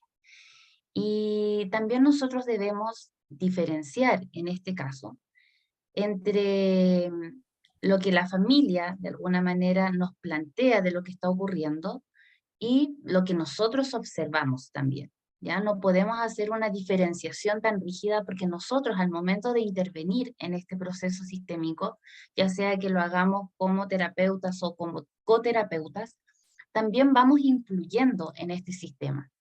Lo importante en este proceso, justamente que es el modelo sistémico, es entender a la familia como un sistema. ¿De qué se trata finalmente entonces este enfoque sistémico? En trabajar con la familia y cómo se va a fomentar de alguna manera para ir cambiando algunas situaciones, algún tipo de relación. Y lo más importante en este sistema, por decirlo así, desde la teoría sistema nos plantea que basta con que yo intervenga en un elemento de ese sistema para que la dinámica del sistema se modifique. Y eso es lo que nosotros hacemos en este enfoque. Entonces, tenemos que entender muchas veces cómo son las relaciones que se están dando dentro de la familia. Las relaciones conyugales, parentales, fraternales, si existe o no existe violencia, violencia de género, violencia intrafamiliar, cómo se basan las relaciones de poder, por ejemplo. ¿Cuál es la dinámica en relación a ese síntoma que me están llevando? ¿Qué función cumple ese síntoma? ¿Ya? Cada familia tiene una estructura y cada familia además realizan ciertas funciones y es como se van organizando subsistemas. Esta organización de la familia va a determinar distintas cosas, cuáles son las reglas, los estilos de crianza, los roles que cumple cada uno de ellos, las coaliciones, las alianzas, ¿ya? Eso es lo que nosotros debemos ir identificando en este proceso diagnóstico.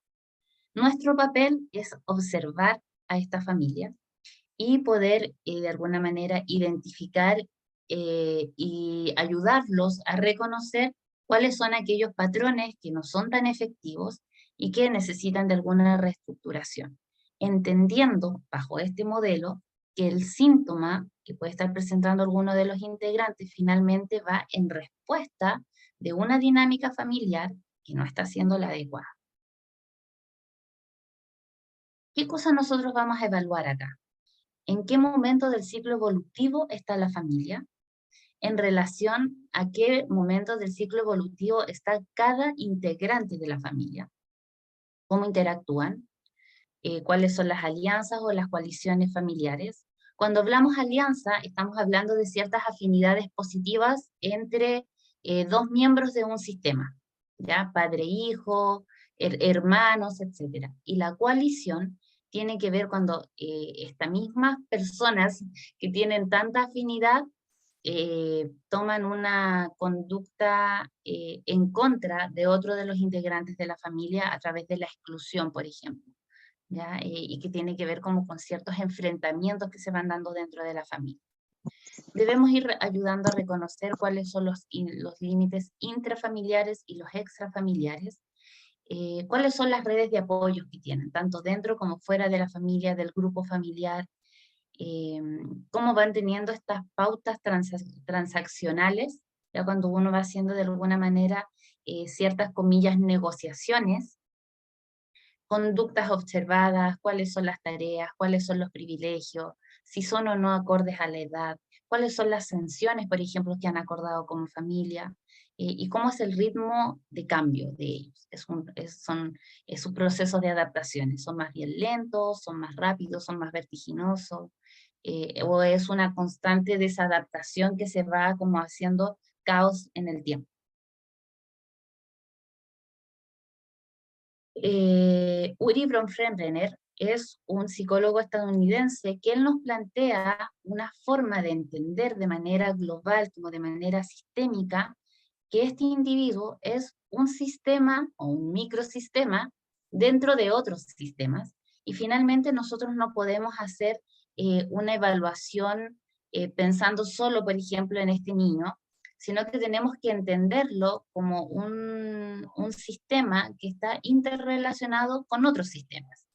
Los sistemas más próximos, que son donde va participando, como son la familia, la escuela y los amigos, son nuestras principales fuentes de información en el momento de una entrevista. Y estoy segura que para nosotros es mucho más fácil acceder a información de la familia, porque tenemos entrevista con alguno de los progenitores, y de la escuela porque podemos gestionar algún tipo de visita con la educadora, con la profesora jefe, con la orientación, etc. O porque puede venir incluso derivado del establecimiento. Pero ¿qué nos pasa con los amigos? No tenemos acceso.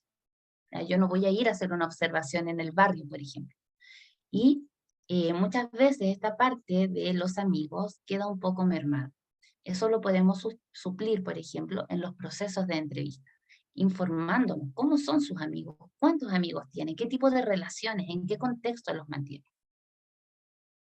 Y bueno, los mesosistemas, que es cuando hay interacciones entre estos microsistemas, por ejemplo, reunión de apoderados, donde se junta microsistema escuela con familia, y ahí nosotros vemos cómo interactúa. El exosistema, que son sistemas que, si bien no interfieren directamente en el niño, sí lo afectan, como por ejemplo el trabajo de los padres, el acceso a los sistemas de salud, a los sistemas educacionales, etc. Y el macrosistema, que tiene que ver con un contexto más nacional, si queremos verlo así.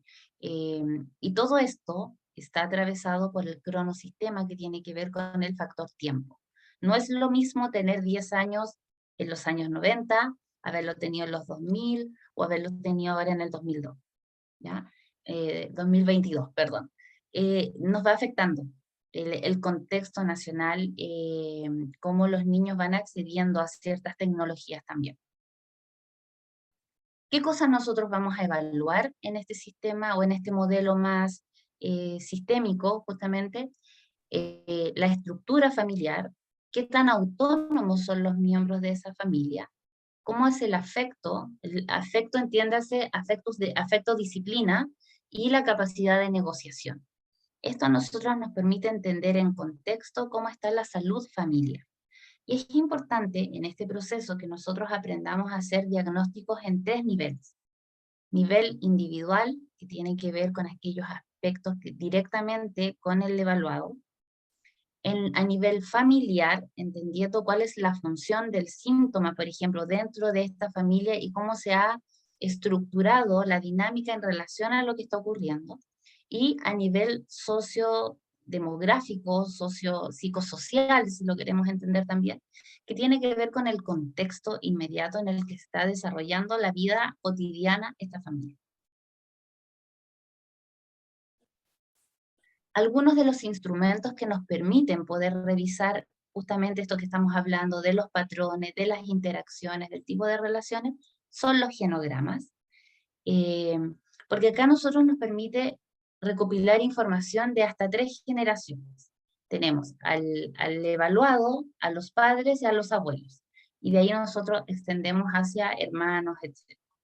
Y esto a nosotros nos permite ver, por ejemplo, si hay un patrón familiar, cuáles son las relaciones de la familia nuclear, cuál ha sido la evolución, si hay separaciones, por ejemplo, de los padres, cuántos hijos hay, cómo es la relación con los otros hijos, etc.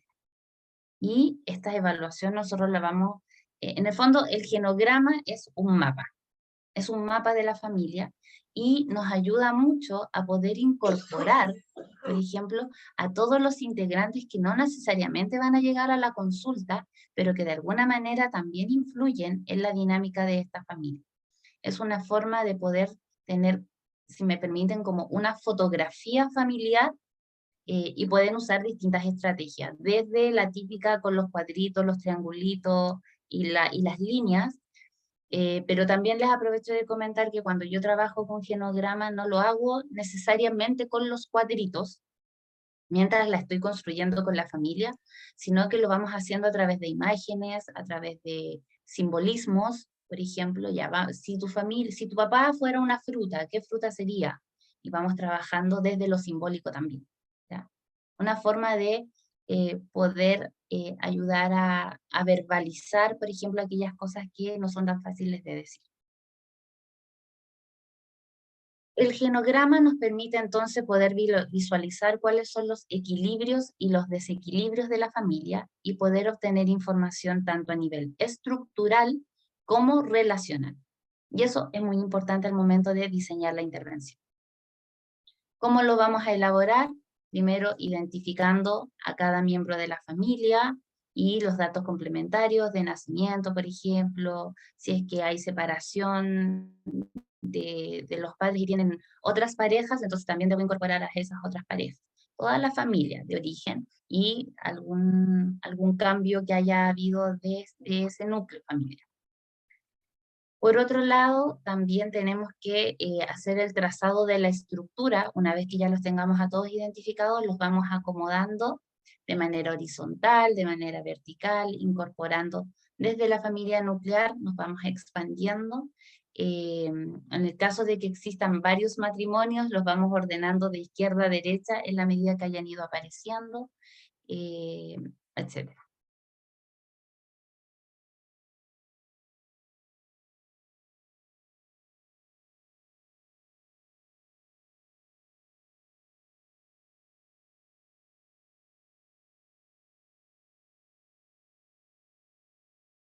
No puedo cambiar la diapositiva.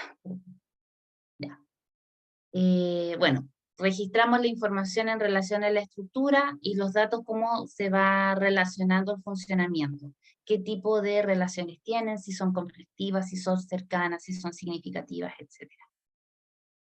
Y también nosotros podemos ir viendo la cronología histórica, por ejemplo, de cómo ha evolucionado, porque a veces no nos basta con hacer un solo genograma, a veces debemos hacer más, porque en el momento en que, por ejemplo, se partió el proceso diagnóstico, no sé, sesión 1, los papás venían muy peleados a punto de separarse y en la sesión 3 se separaron. Y yo había hecho un genograma en la sección 1, bueno, tengo que actualizarlo en la sección 3, por ejemplo. Y eso implica también, cuando nosotros queremos hacer estudios familiares, a veces nos toca hacer 2 o 3 genogramas porque la familia nuclear ha tenido ciertas modificaciones importantes. Eso desde el modelo sistémico. Y por último, que es el que vamos a revisar hoy, que tiene que ver con un modelo psicodinámico. Cosas importantes que me gustaría recalcar primero. Todo síntoma, desde el modelo sistémico, tiene una función. Cuando nosotros hablamos del niño que llega como consultante, el niño es el portador de ese síntoma, quien lo padece, pero no necesariamente es él el que tiene el problema. Él lo está padeciendo, pero el problema puede ser el reflejo de una situación familiar, por ejemplo. Cuando nosotros hablamos desde un modelo psicodinámico, entendemos el diagnóstico como una conclusión, donde no nos centramos en el síntoma como lo más importante, sino que escuchamos qué es lo que se tiene que decir en relación al síntoma, tratando de comprenderlo, tratar de obtener una conclusión, entendiendo de que ese síntoma es el reflejo de una situación psicodinámica, psíquica, mucho más profunda.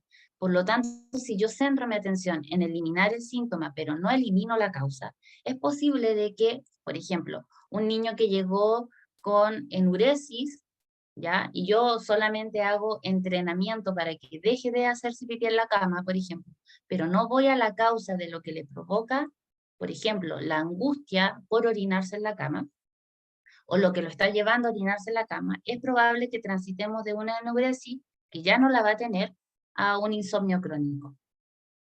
Porque lo que hago es eliminar síntomas, pero no causas. Lo que propone el modelo psicodinámico es, a ver, escuchemos el síntoma, porque tiene algo importante que decirnos, pero no es lo más importante. No se trata de solamente llegar a una conclusión nosológica que tiene que ver con esto de cumple con los criterios diagnósticos del DSM-5, sino que poder comprender más profundamente y de tratar de dar una explicación, de alguna manera, de por qué se están presentando esos síntomas. Este proceso puede ser un poquito más largo, porque evidentemente eso lo está convirtiendo, por decirlo de alguna manera, en un conflicto que se está manifestando.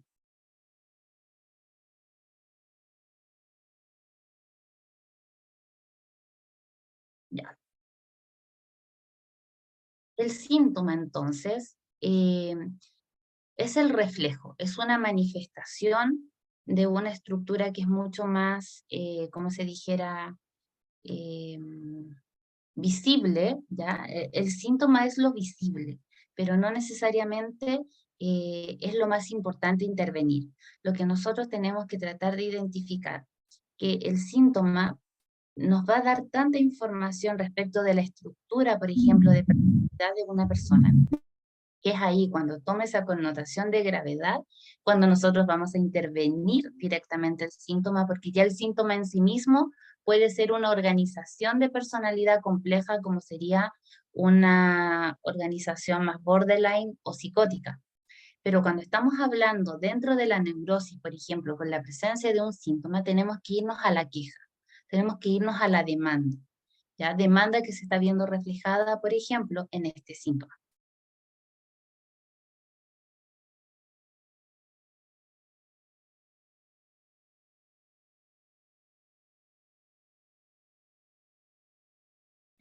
Que de repente como hablan en el chat, no sé si me están preguntando algo o es entre ustedes, pero bueno. En el síntoma, además, podemos tener ciertas ganancias secundarias, lo que nos podría aún complicar más nuestro proceso de intervención. Tenemos ciertas ganancias porque el síntoma puede ser, ¿cómo podríamos decir? Como el manifestador de un conflicto intrapsíquico, ¿ya? Entonces, al tener ese síntoma, libero cierta energía psíquica, ¿ya? Pero tal vez también podemos tener ciertas ganancias secundarias, que son, comillas, ciertos beneficios emocionales o comportamentales, o incluso que podrían ser como reales, como el dinero, recibir el cuidado de la familia, tener el dominio, quedar como en una cierta posición de privilegio, lo cual podría ser más difícil el querer eliminar el síntoma, porque en la medida que yo elimino el síntoma, elimino la ganancia secundaria. Entonces, ¿cuál es el trabajo en esta parte? Tengo que identificar qué me está llevando a desarrollar un síntoma que me provoca una ganancia secundaria, porque ¿cuál es la carencia? Entonces, ¿cuál es la necesidad de tener ese beneficio? ¿Qué me falta en otro lado que lo estoy tratando de suplir secundariamente a través de un síntoma? Ese proceso es más largo. Probablemente no lo vamos a alcanzar a identificar en 5 sesiones, ¿ya? Generalmente las orientaciones psicodinámicas toman más de tiempo porque nuestro objetivo no es la erradicación del síntoma, sino que el descubrimiento de la causa. Para eso contamos con distintos instrumentos ya que nos permitan poder hacer un diagnóstico estructural, por ejemplo, que lo que busca es poder hacer un diagnóstico de la estructura también, pero también un diagnóstico del proceso. ¿Cómo es que la persona va a permitirnos terapéuticamente poder reconocer, recordar, elaborar, reestructurar distintas instancias psíquicas? Desde este modelo nosotros sí reconocemos la existencia del ello, del yo y del superyo. Por lo tanto, los conflictos psíquicos, si bien en la etapa infanto-juvenil no podemos hablar de estructura de personalidad, sí hablamos de instancias o de ciertos rasgos, de ciertos conflictos, y podemos ir descubriendo, por ejemplo, algunos mecanismos de defensa que se van desplegando y que finalmente nos llevan a poder entender cómo es que una persona va a conformar su estructura o no, dependiendo de qué tan evolucionado o qué tan variados son esos mecanismos de defensa. Y, por supuesto, que dentro de los instrumentos que cuenta el modelo psicodinámico en esto, tiene que ver con la asociación libre, que es un proceso en el que busca como poder adentrarse de alguna manera a los conocimientos más inconscientes de esta persona. Es una técnica que lo que busca es hacer consciente lo inconsciente, y acá nosotros tenemos que tener en cuenta que quien da el ritmo de la terapia es el paciente, no nosotros, ¿ya? Y acá toma mucha importancia el motivo de consulta latente, ya que el consulta manifiesta, o sea, es lo que dice el paciente y ya está. Eso es lo que me está pidiendo que yo le ayude a resolver. Pero cuando nosotros hablamos de un proceso para la identificación del motivo de consulta latente, es algo que el paciente no necesariamente es capaz de reconocer. Y en eso tenemos que ser muy cuidadosos, porque yo no puedo decirle, es que entonces tu problema es esto. Porque si el paciente no está preparado para escuchar eso, vamos a encontrarnos con la negativa y ya en términos como transferenciales y contratransferenciales tenemos un choque. ¿Ya? Entonces, generalmente estos procesos parten también desde el ir escuchando ciertas necesidades y atendiendo a los ritmos de poder ir trabajando de manera conjunta en la construcción de estos motivos de consulta. Existe una diferencia entre, y acá es importante porque a veces no está tan claro, cuando nosotros hablamos de un modelo psicoanalítico, el modelo psicoanalítico, el psicoanálisis propiamente tal, que es el que viene de Freud, tiene que ver con la técnica, ¿ya? Con la teoría, por decirlo de alguna manera, con la teoría en la que se basa todo el proceso de la construcción de entender la psique humana. Cuando nosotros hablamos y es mucho más pausado, acá el psicoanalista no interviene, no habla, ¿ya? En el modelo psicodinámico sí es un poquito más directivo, si me lo permiten, dirige un poco más el proceso y ayuda a hacer esta conexión entre el mundo interno del paciente y el mundo externo respecto como a su funcionalidad.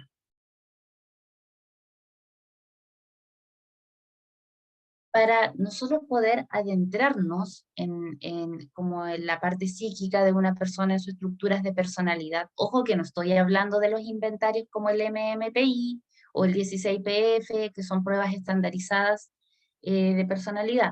Estoy hablando de técnicas proyectivas que tienen que ver con ciertos instrumentos metodológicos que se pueden utilizar de manera de estimular de alguna manera la asociación libre, la estimulación del lenguaje simbólico, para poder externalizar aquellos conflictos que están dentro del sujeto, aquello que es más interno del sujeto, que parecen cosas que son más ambiguas, y tratar que los saque en cosas mucho más reales como el hablar, el dibujar, el construir, el recrear ciertas emociones, ciertos conflictos, que no necesariamente van a ser verbalizados, pero sí pueden ser representados simbólicamente.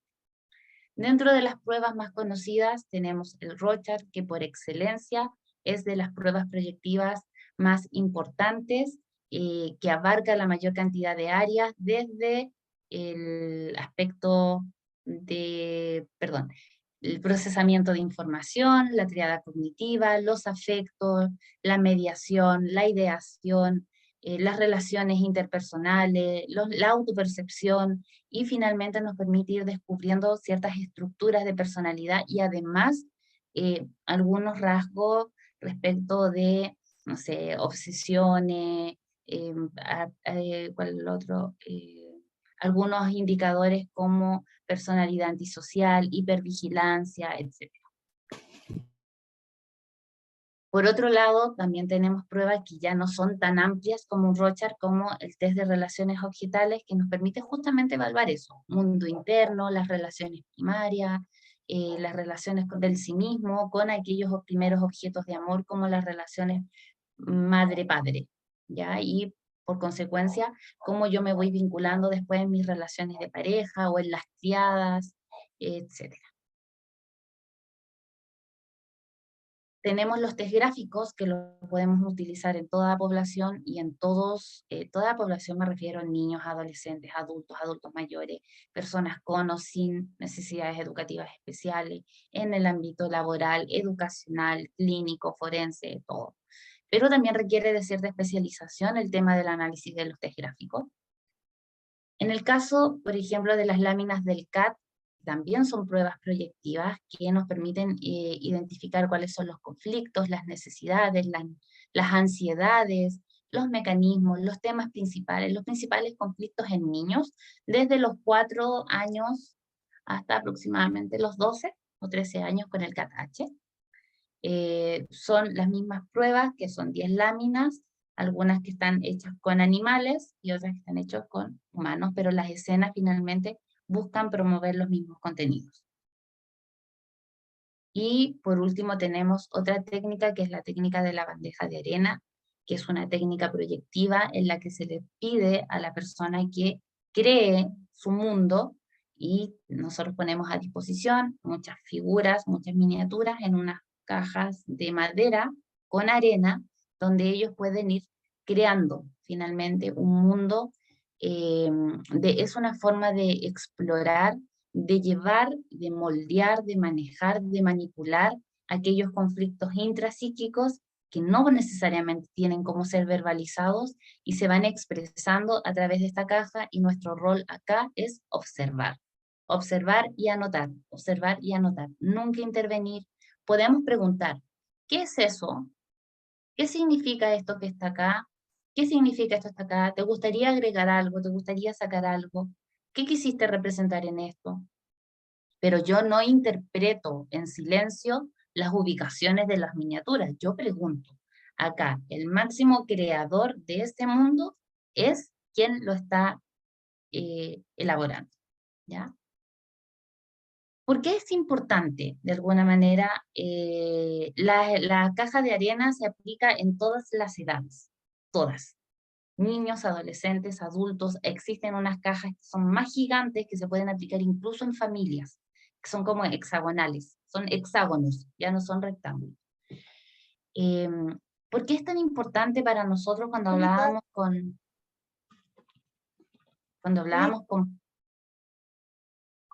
con Pablo, la importancia de qué enfoque voy a tomar yo para poder hacer un diagnóstico?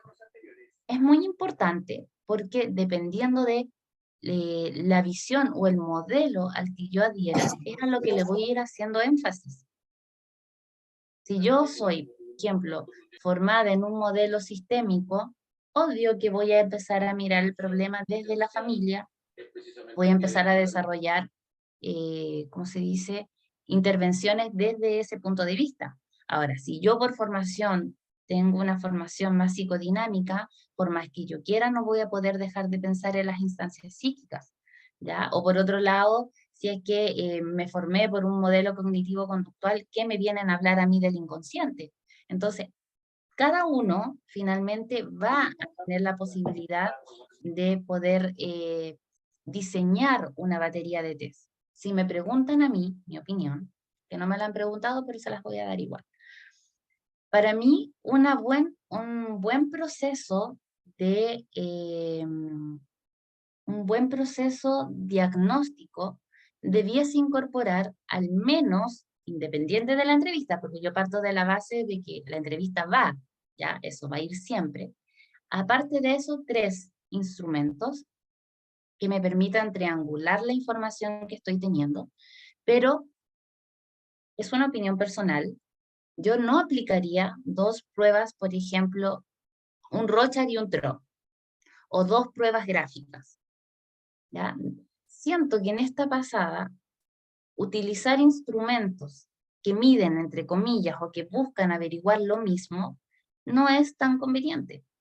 Sería mejor, por ejemplo, cuando se amerite, porque no es que uno va a andar por la vida haciendo psicometrías, ¿ya? Pero si van a aplicar una psicometría y después van a aplicar una prueba gráfica, ¿ya? Una de dibujo, o que puede ser un Bender. El test de Bender nos permite no solamente ver indicadores de lesión cerebral, sino que además indicadores emocionales.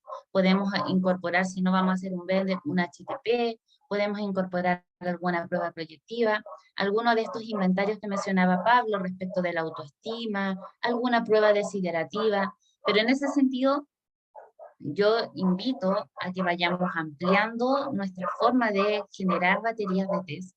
No existe una batería estándar, solo yo sugiero que no apliquemos 3 pruebas del mismo método.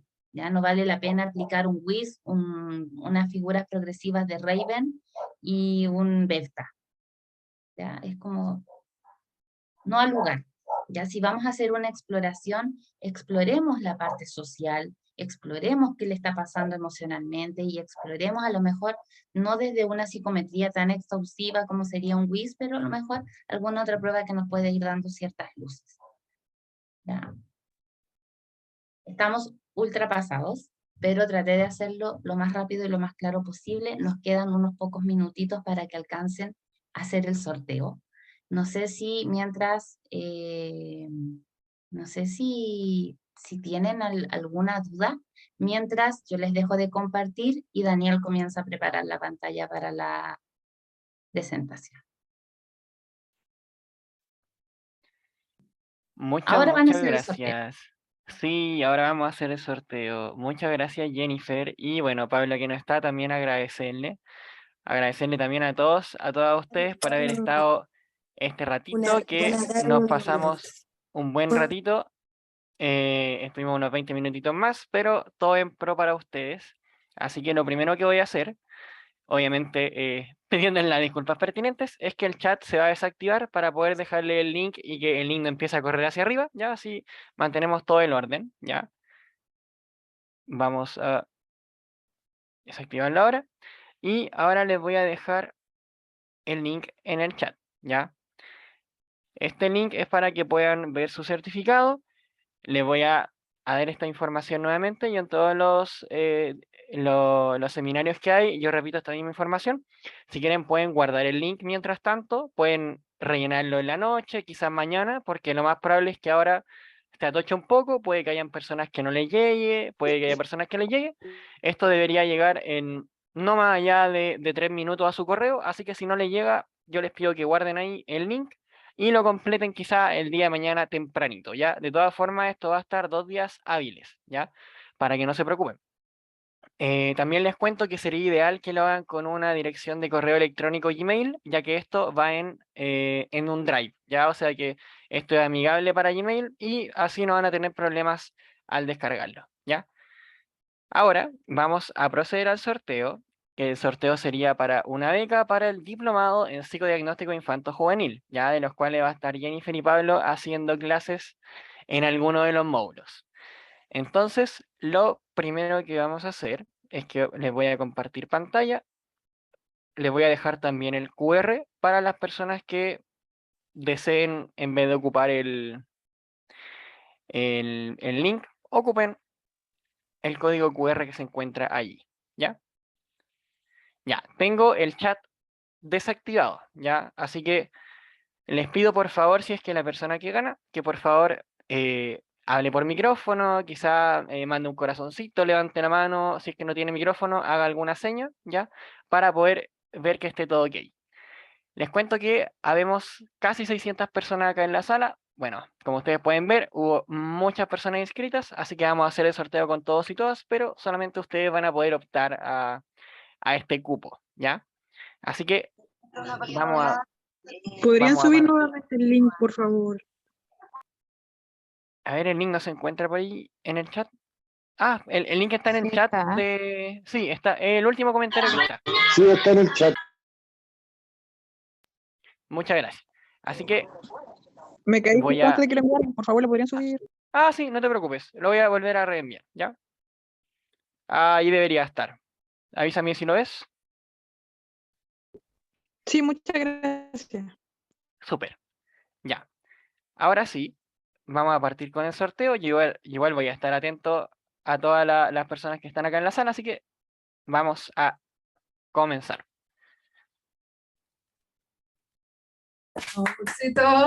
Veamos. Carolina Salazar. Vamos. Carolina Salazar Reyes. Ah, mira, justo. Así que la primera persona en el sorteo salió. Así que, Carolina, te quiero agradecer, además te quiero felicitar, quiero agradecerle también a todos y a todas ustedes y en especial a nuestros expositores por esta sesión. Carolina, te cuento que ganaste un cupo al diplomado de el psicodiagnóstico infanto-juvenil que parte en octubre, así que el día de mañana te debería estar contactando la encargada de ese diplomado, ¿ya? Para que ahí te regalen la beca y puedas hacer tu canje efectivo. Les voy a dejar de Muchas compartir. gracias. Vamos a abrir el chat mientras tanto y obviamente darle las gracias nuevamente a todos y a todas, desearles que tengan una muy linda noche, que puedan descansar. Ya se viene terminando agosto, se viene septiembre, tiquitití, así que mucho éxito para ustedes, que tengan una linda semana y una muy buena noche. Chao, muchas gracias. Que estén muy bien. Gracias, hasta luego, que les vaya bien. Muchas gracias. Muchas gracias. Gracias. Buenas noches. Muchas gracias, buenas Chao, noches. gracias a todos. Buenas noches. Chao, hasta luego. No era el Hasta agua. curso. Chao.